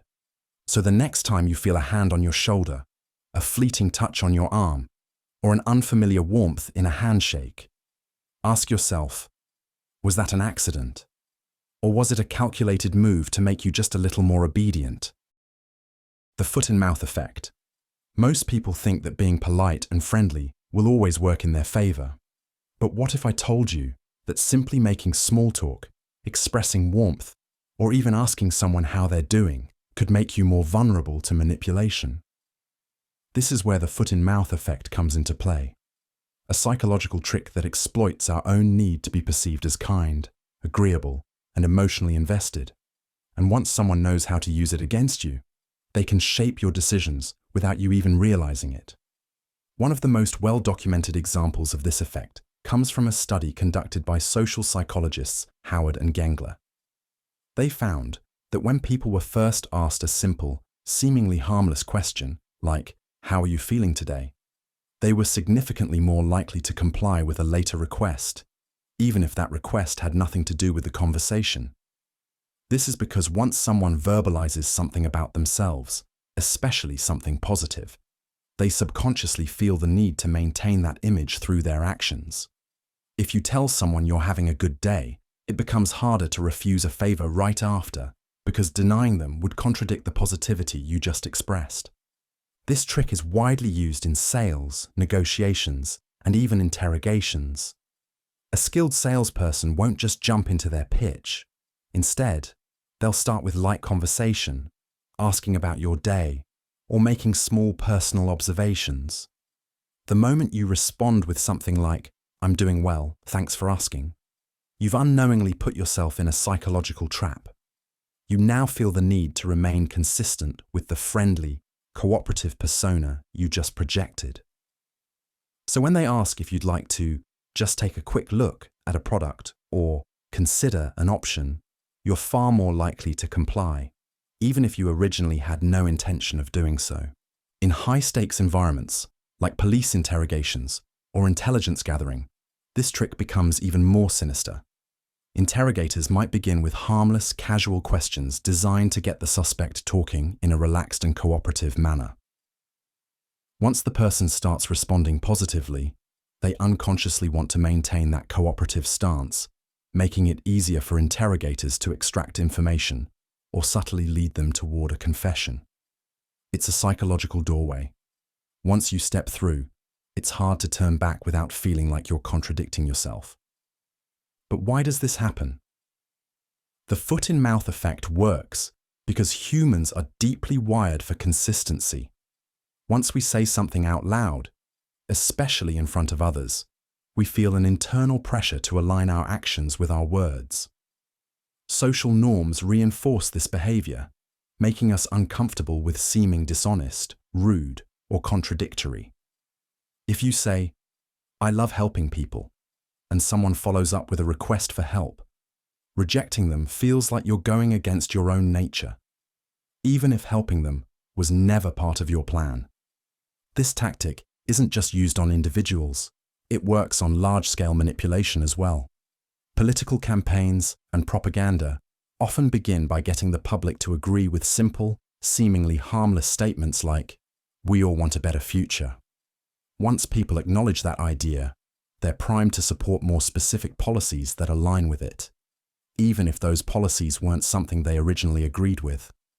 By getting people to say yes to broad, agreeable ideas first, they can subtly guide them toward more extreme commitments later on. So, how do you protect yourself from falling into this trap? The first step is recognizing when it's happening. If a conversation starts with an unusually friendly or probing question before leading into a request, take a mental step back. Remind yourself that just because you express positivity doesn't mean you owe anything in return. Learn to separate polite conversation from compliance, and don't let your own words be used against you. In the end, the foot-in-mouth effect is a psychological trick that thrives on the simple act of speaking. It turns your own words into a tool of persuasion, trapping you in a cycle of consistency. The moment you say something, you feel compelled to act in a way that aligns with it, even if it's against your best interests. And once someone knows how to use that against you, it's disturbingly easy to push you toward choices you never intended to make. The endowment effect. The endowment effect is one of the most insidious psychological tricks because it exploits something deeply personal, our attachment to what we believe is ours. Once we own something, even for a short time, we assign it more value than it objectively deserves. This quirk in human behavior can be used to manipulate decisions, emotions, and even financial choices in ways most people never see coming. Imagine this. You walk into a store and a salesperson hands you an expensive-feeling pen, telling you to test it out. As you roll it between your fingers, writing a few lines, it starts to feel like yours. Suddenly, when the price is revealed, it seems reasonable, even if you never intended to spend that much on a pen. That's the endowment effect at work. Simply touching or using something tricks your brain into believing you own it, making it harder to let go. But it doesn't stop with physical objects. The endowment effect is weaponized in everything from marketing to high-stakes negotiations. Free trials, test drives, and limited-time demos all work because they create a sense of ownership before you've spent a dime. Once something feels like yours, giving it up feels like losing a part of yourself. Retailers know this, which is why they let you borrow their products before committing. It's even more dangerous when applied to ideas and beliefs. People become irrationally attached to opinions simply because they've held them for a long time. This is why changing someone's mind, even with undeniable facts, is so difficult. If they feel ownership over a belief, letting go of it feels like a personal loss. The endowment effect also plays a role in relationships. People stay in toxic friendships and unhealthy romances because they feel invested. They've spent years building something, and the thought of walking away feels like losing everything. But the truth is, that's just the illusion of value. The same trick that convinces you an old, broken phone in your drawer is worth more than it actually is. When this trick is used strategically, it can be devastating. Cults, con artists, and manipulative leaders rely on it to keep followers locked in. By making people feel like they own their choices, their place in a group, or even their suffering, they make escape feel impossible. The deeper the investment, the stronger the illusion of value. And here's the most unsettling part. The endowment effect works even when you know about it. It doesn't matter if you're aware of the trick, your brain still clings to what feels like it belongs to you. The only way to break free is to recognize when you're valuing something more just because it's in your possession. Because sometimes what feels precious is just a well-placed illusion. Mind control.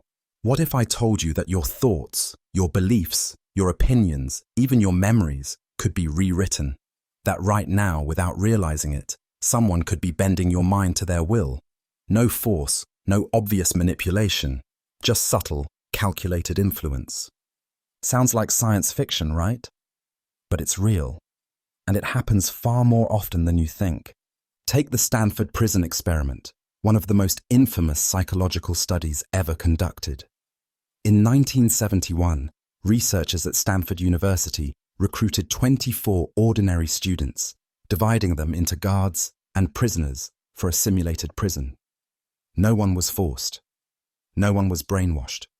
And yet, within days, the guards, regular college students, became cruel, authoritarian, even sadistic. They humiliated the prisoners, forced them into stress positions, even denied them basic necessities. And the prisoners? They broke down, emotionally and mentally, accepting their abuse as if it were real. All of this happened not because anyone told them to, but because of psychological erosion, the slow, insidious breakdown of personal identity under the right conditions. The first step? Isolation. Remove people from their normal environment, and they become vulnerable. Their reality shrinks. Their world narrows to whatever they're told. The prisoners in the experiment weren't physically trapped, but psychologically, they were. And it's not just experiments or cults where this happens. Governments, corporations, even toxic relationships. Control thrives where people stop questioning. The human brain craves patterns, repetition, familiarity. If you hear something often enough, it starts feeling true, even if it isn't. That's why propaganda works. That's why conspiracy theories spread. That's why some people defend beliefs that are actively harming them. Then there's fear, the most powerful tool of all. When people are afraid, they seek security. And the easiest way to control someone, offer them certainty. Authoritarian leaders create external enemies. Cult leaders predict the end of the world. Manipulative partners turn you against your friends. The goal is the same. Keep you scared. Keep you dependent. Keep you from thinking too much. Because once fear takes hold, your mind narrows. You stop questioning. And once that happens, control is complete. That's what makes this the darkest psychology trick of all. It doesn't force you to change. It makes you want to. And by the time you realize what's happened, if you ever do, it's already too late. The power of playing dumb. There's a saying, never underestimate the power of a fool. But what if the fool isn't really a fool at all? What if playing dumb is a carefully crafted manipulation tool, a way to control situations, lower people's defenses, and gain the upper hand without them ever realizing it? The power of playing dumb is one of the most underestimated psychological tricks, yet it's been used for centuries by politicians, criminals, and even everyday manipulators. One of the most well-known examples of this trick in action is the legendary detective Columbo. He was famous for his disheveled appearance, slow speech, and almost clueless demeanor. Every suspect underestimated him, dismissing him as a bumbling officer, until he caught them in their own contradictions. That's the essence of this tactic. When you appear less competent or less intelligent, people reveal more than they intend to. They drop their guard, assuming they are in control. But how exactly does this work? First, playing dumb gives the illusion of harmlessness.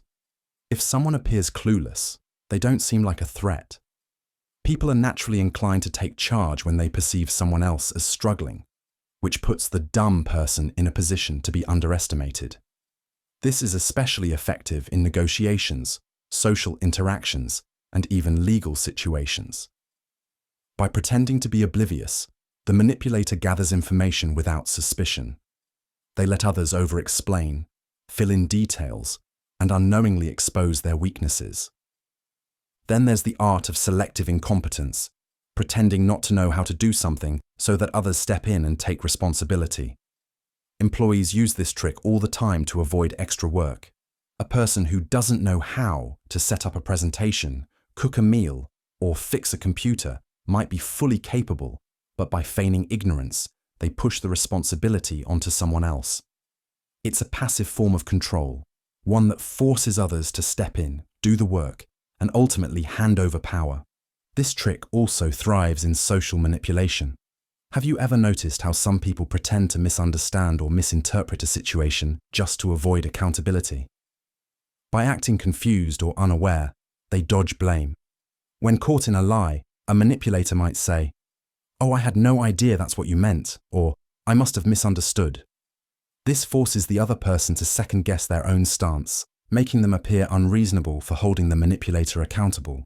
But the darkest side of this trick is its ability to exhaust and frustrate its target. Imagine trying to argue with someone who pretends they just don't understand your point, no matter how clearly you explain it. The more you try to clarify, the more they feign confusion. Eventually, you give up, frustrated, exhausted, and sometimes even doubting yourself. This is psychological warfare in its simplest form. It creates a mental loop where the victim becomes increasingly anxious, struggling to make sense of something that isn't actually rooted in confusion, but in deception. In politics, this tactic is often used to deflect responsibility. Leaders may feign ignorance about scandals or mistakes, claiming, "I was never informed," or "I don't recall that happening." It buys them time, shifts blame, and creates uncertainty about the truth. When done skillfully, it allows them to escape scrutiny while their opponents waste energy trying to prove what should have been obvious. At its core, the power of playing dumb is about control. It exploits trust, lowers defenses, and manipulates people into revealing too much or taking on burdens they shouldn't. It's a reminder that not every fool is foolish. Sometimes the person pretending to be lost is the one leading you exactly where they want you to go.